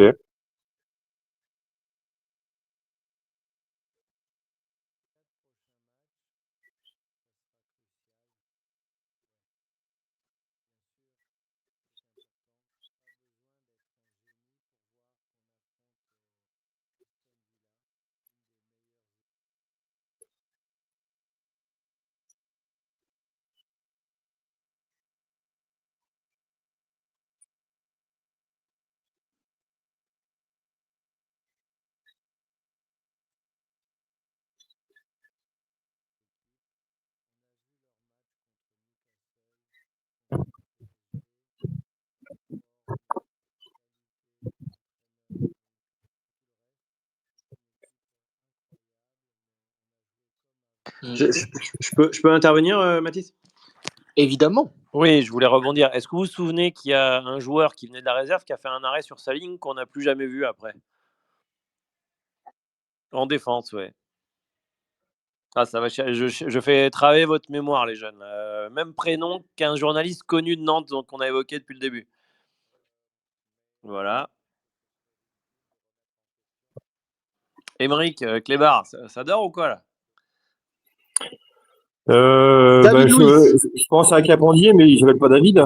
Albiciade.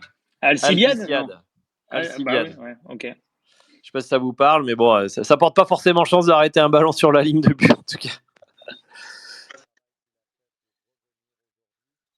Ouais, c'est pas faux, c'est pas faux. Non, non, mais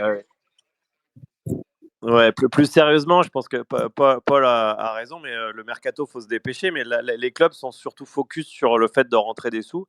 Et c'est vrai que le fait d'avoir notamment les deux plus grosses valeurs marchandes potentielles à la vente qui font le tournoi, il ne faut pas que les joueurs se pètent avec les Bleuets. Là, ça serait une très mauvaise nouvelle. Mais bon.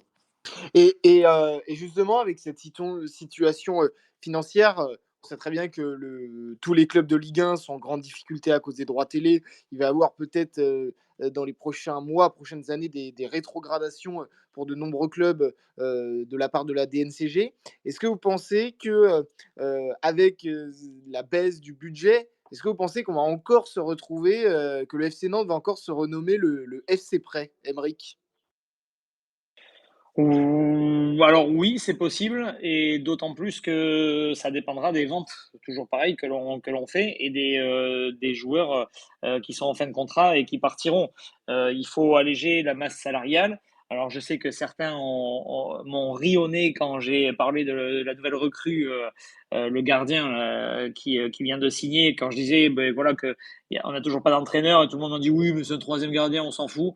Alors moi, je vais juste rappeler à ces bien-pensants que certains entraîneurs font du troisième gardien une priorité parce que ils préfèrent avoir quelqu'un, par exemple, d'expérience qui va encadrer et qui va donner envie au deuxième gardien de se sublimer pour prendre la place du premier.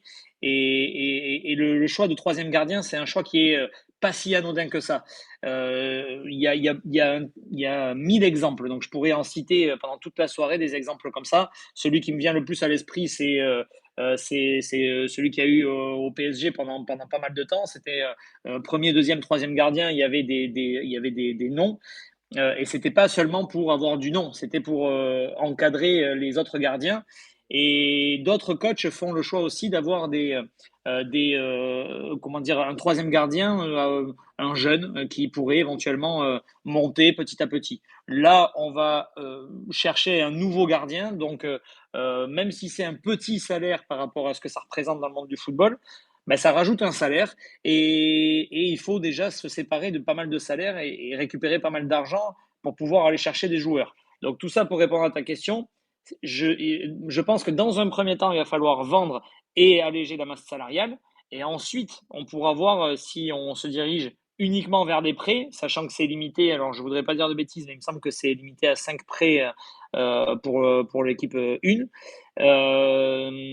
Soit on se dirigerait vers ça, soit effectivement, après, on pourrait aller recruter.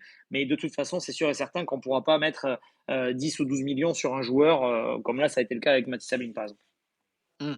Tribune nantaise, Paul, qu'en penses-tu?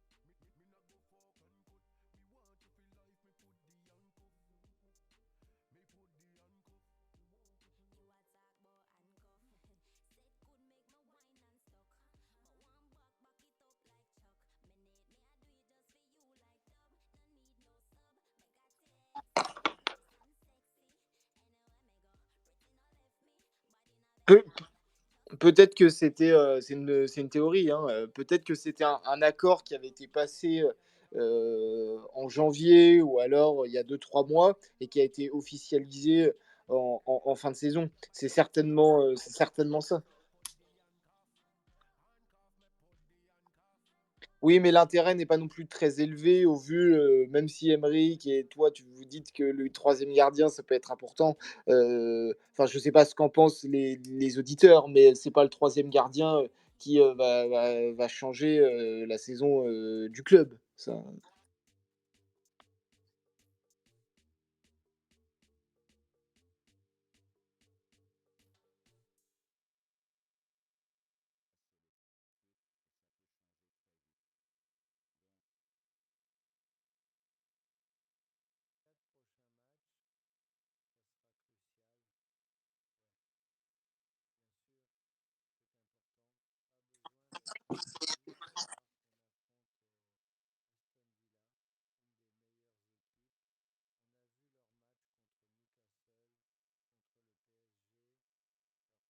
Bah, Emeric, tu peux donner le tien, du coup.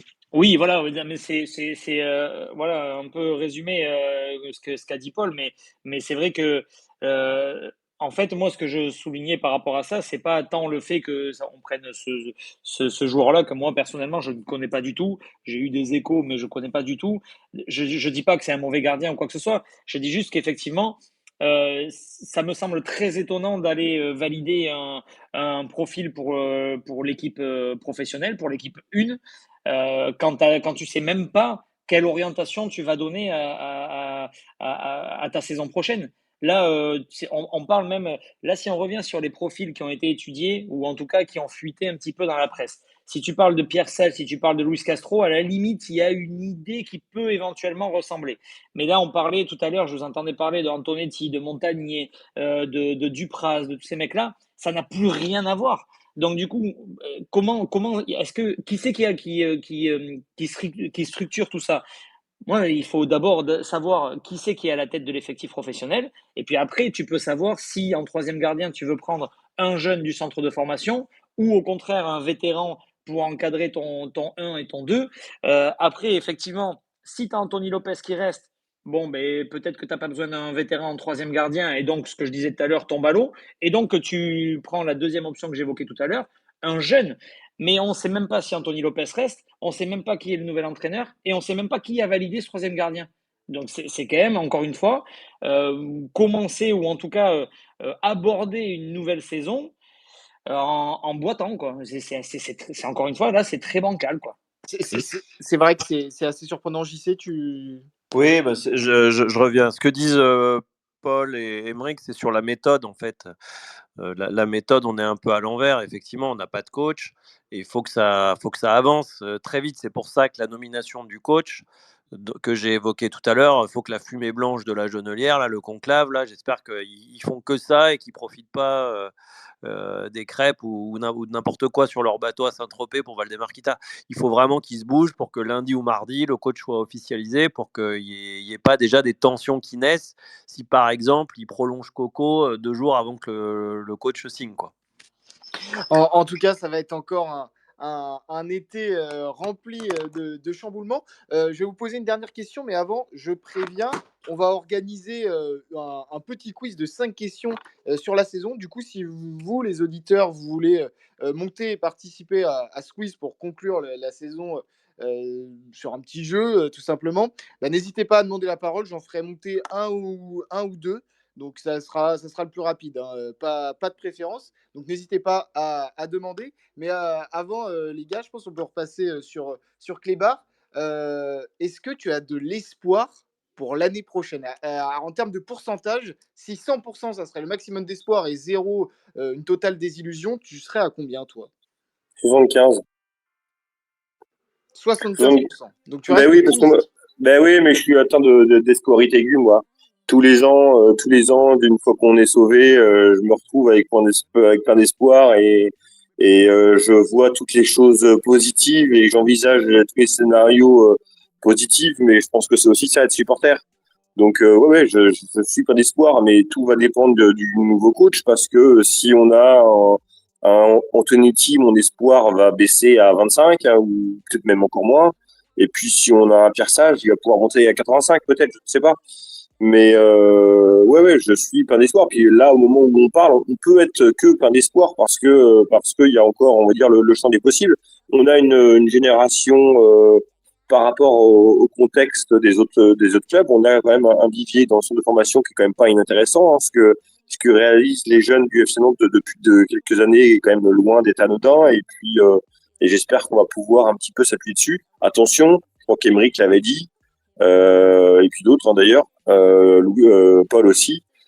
Tous les jeunes de la génération Youth League et des titres d'avant ne sont pas forcément des potentiels joueurs de l'équipe de France dans de nombreuses années, mais néanmoins, il y a possibilité d'avoir des joueurs intéressants. Comme je l'ai dit, moi j'attends toujours un Adel Mahmoud. Si on arrive à conserver un Ablin, au milieu de terrain, on a du Coquelin, du Le Penant, du Leroux. Bon, bah, pour moi, il manque un peu de monde sur les côtés.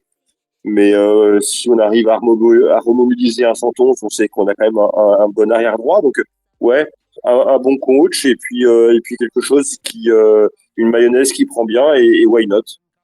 C'est plein d'optimisme. Sly est monté avec nous.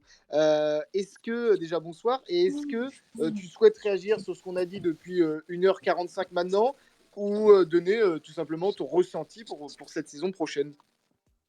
Oui, bonsoir à tous. Le ressenti pour non, tout a été dit sur la saison actuelle, calamiteuse, honteuse, avec des stats effarantes, et un coach sur une autre planète. Enfin, vous avez tout résumé sans problème. Malheureusement, je suis assez pessimiste sur la prochaine saison, puisque bah, on a toujours le monstre à deux têtes qui dirige le club, et on voit encore comment ça part un peu n'importe comment, avec des joueurs qui sont recrutés, prolongés, sans coach. Donc là, ouais, j'ai du mal à croire que des beaux jours arrivent pour l'FC Nantes. Donc toi, ouais, malgré les beaux propos de Clébar à l'instant, tu restes un petit peu encore sur ta faim et t'attends de voir ce qui va se passer pendant l'été. Ouais, ouais, tout à fait. Bah, puis de toute façon, Valdemar Kita, si c'est lui, on ne sait même pas si c'est lui, nous a fait un discours prometteur là, sur le retour du beau jeu et il fait rappel plus à la formation. Ce qui fera peut-être parce qu'il aura plus de sous, hein, vu la conjoncture actuelle, en espérant qu'il y ait des ventes de fait. Moi, ouais, je pense que je garderai Simon et Mathis Ablin qui sont vraiment bon, malgré qu'ils ont des caractéristiques différentes et que des jeux un peu stéréotypés maintenant, enfin connus de tous les clubs de Ligue 1. Mais Mathis Ablin a un super potentiel de dribble, d'accélération. Et puis Moses Simon, bon, bah, il est quand même fabuleux quand il arrive à dribbler quatre mecs dans une cabine téléphonique et à créer une situation dangereuse. Donc, par contre, Zézé, bah, le vendre, oui, mais, on peut retrouver plus facilement et surtout moins cher des défenseurs centraux que des attaquants du niveau des deux que je viens de citer là. Donc, Donc voilà. toi, tu prioriserais vraiment garder une ossature à peu près connue en attaque, quitte à fragiliser la défense pour remplir cet objectif de 40 millions. Ouais, ouais, ouais, ouais. Mais après, il y a du potentiel. On a cité Doucouré. Il y a d'autres jeunes qu'on a vus cette année. Bah, heureusement, ça je l'ai déjà dit plusieurs fois, les Kita ont fait n'importe quoi avec les pros, mais ils n'ont pas réussi à casser la genelière. Et on a encore un centre de formation fabuleux qui forme des joueurs de haut niveau régulièrement. Donc il faut juste les exploiter à bon escient.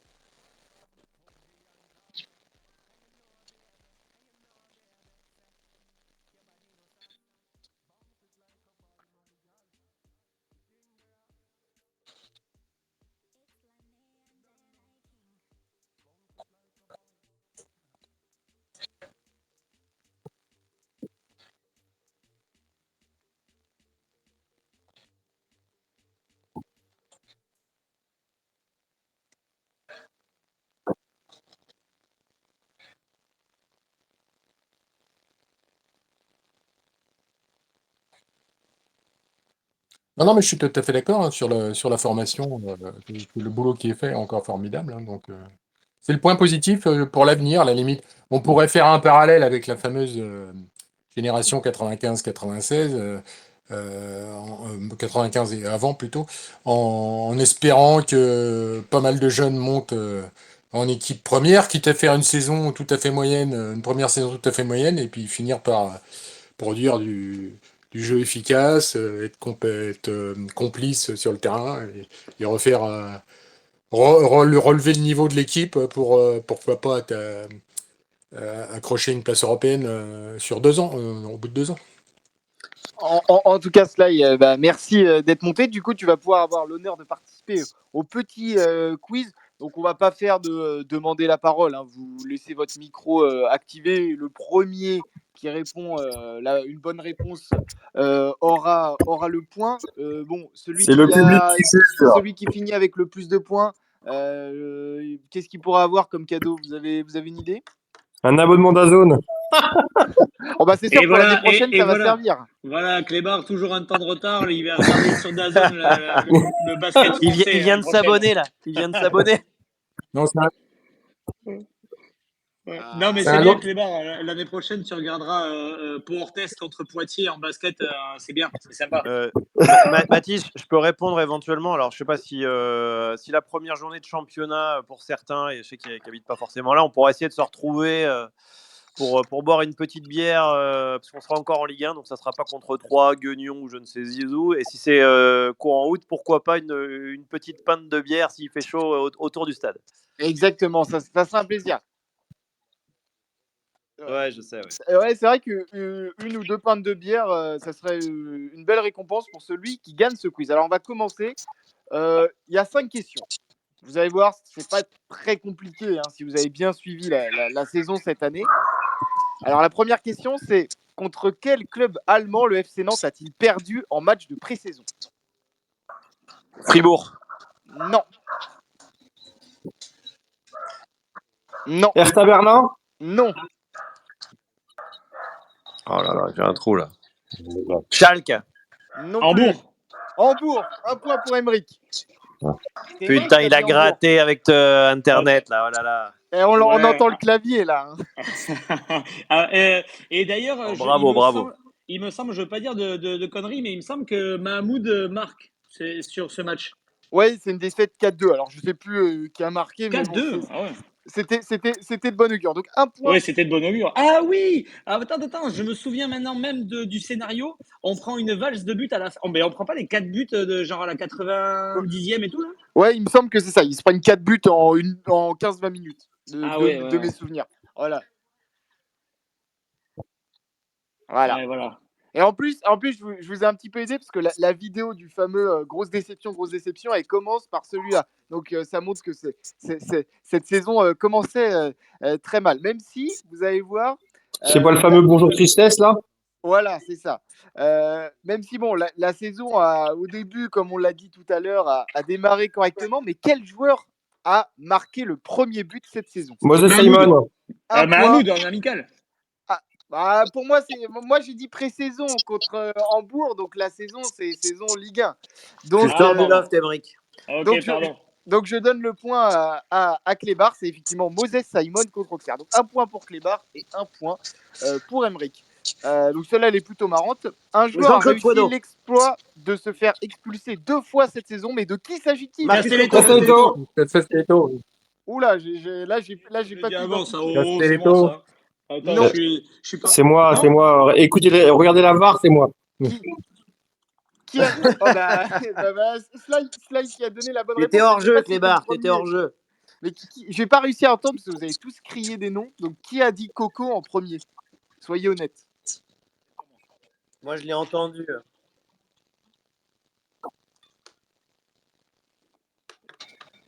Moi, j'ai dit Castelletto 2 minutes avant Clébar, à peu près, parce qu'il est lent, mais j'ai pas dit Coco. Bon, on va le laisser à Sly, allez. Donc, tu l'as entendu 2 minutes après. Moi, je l'ai dit 2 minutes avant. Ouais. Le temps de avaler ta crêpe. T'avais une crêpe dans la bouche, on n'a rien compris. Mais arrêtez de croire que je bouffe des crêpes H24 quand même, putain. Ah non, t'en chies H24, pardon. Exactement. Bah, faut bien changer. Encore une fois, un truc un peu décevant après les expulsions. Entre le 31 août et le 8 décembre 2024, le FC Nantes n'a pas connu la victoire. À combien de matchs cela équivaut? 13. Non, 14. 12, non, 15. non. 10, 11. 10. Qui a dit 10? c'est moi. Dans la Sly qui prend les devants avec 2 Oh, points. Sly, sérieux. Eh, Il a bûché, Sly. Sly qui, au minimum, sera premier ex aequo, hein, puisqu'il ne reste plus qu'une Bah, il a question soif, et il là, est il le veut une seul à binouse. 2 points. Il veut une binouse. Alors, la dernière question pour conclure cette saison, j'espère que vous allez la terminer en beauté comme les joueurs de Nantes contre Montpellier. Cette saison, une équipe est devenue un petit peu le bourreau du FCN avec 3 défaites concédées par les jaunes et verts. De quel club Brest. s'agit-il? Brest, Vous avez c'est la moi bonne ça. réponse, mais je ne sais pas qui l'a dit en premier. Une nouvelle C'est fois. moi premier là. Brest. Non, non, je l'ai dit bien avant toi. Large. Non, non, non. Moi, je vote Émeric. Hein. Clébar, t'avais pas ton micro ouvert, c'est pas possible. On t'a pas entendu. Hein. Je Clébar, pense c'est que Jean-Michel- les c'est Jean-Michel auditeurs ont entendu Après. que j'étais avant moi. Ah, j'ai entendu Clébar aussi. Voilà, merci. Oh, Oh Il faut avoir une là, petite crêpe avec la Big News. ça va te coûter cher, hein, Clébar. Non, donc, les vainqueurs, si je vous entends bien, c'est Clébar et Sly avec 2 points et Emeric, troisième, médaille de bronze, 1 point. C'est ça? c'est ça. Mais il est content, Émeric, pour une fois qu'il est sur le podium. Je suis capot. Moi, je suis tombé.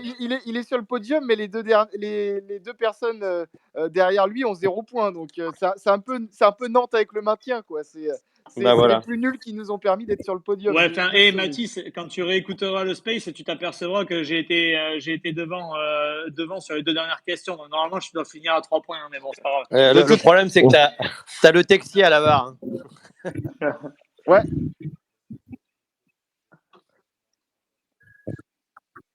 Ouh, ça j'aime bien. Est-ce que tu en as une ou alors je l'invente là comme ça sur le coup? Oula. Écoute, tu te lances et le vainqueur aura à la fois une crêpe et à la fois une bière.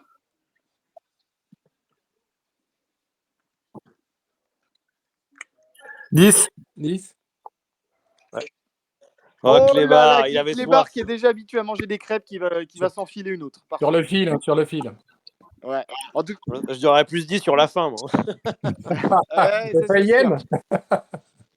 Ouais, ça c'est sûr. Bon bah en tout cas, merci à tous pour cette saison. Merci à tous ceux qui sont passés une fois de temps en temps. Hein. Ça fait toujours plaisir d'entendre aussi l'avis des supporters. Merci aux chroniqueurs qui sont toujours présents au rendez-vous, malgré, comme je le disais en introduction, les matchs ennuyants, soporifiques, tous les mots comme ça là, qui décrivent vraiment Nantes. Donc merci beaucoup. Et puis j'imagine qu'on fera certainement un space dans les prochaines semaines quand le mercato aura un petit peu avancé. Et puis autrement, Dès qu'on aura un coach, peut-être qu'on aura envie et besoin d'en débriefer. effectivement, ça pourrait être très intéressant. Donc de toute façon, on vous tiendra au courant. Et puis autrement, pour ceux qui ne seront pas présents un petit peu pendant cette période estivale, qui vont se déconnecter du foot et du FC Nantes, ce qui peut faire du bien à tout le monde, on vous retrouvera l'année prochaine, au mois d'août, pour, on l'espère, une belle saison. Merci à toi pour l'animation Merci à aussi, tout le monde, en tout cas. Mathis. Et bravo. Bravo, Allez, Mathis. passez tous une bonne soirée. Bonne Bonnes vacances. soirée. À très bientôt. Bon week-end.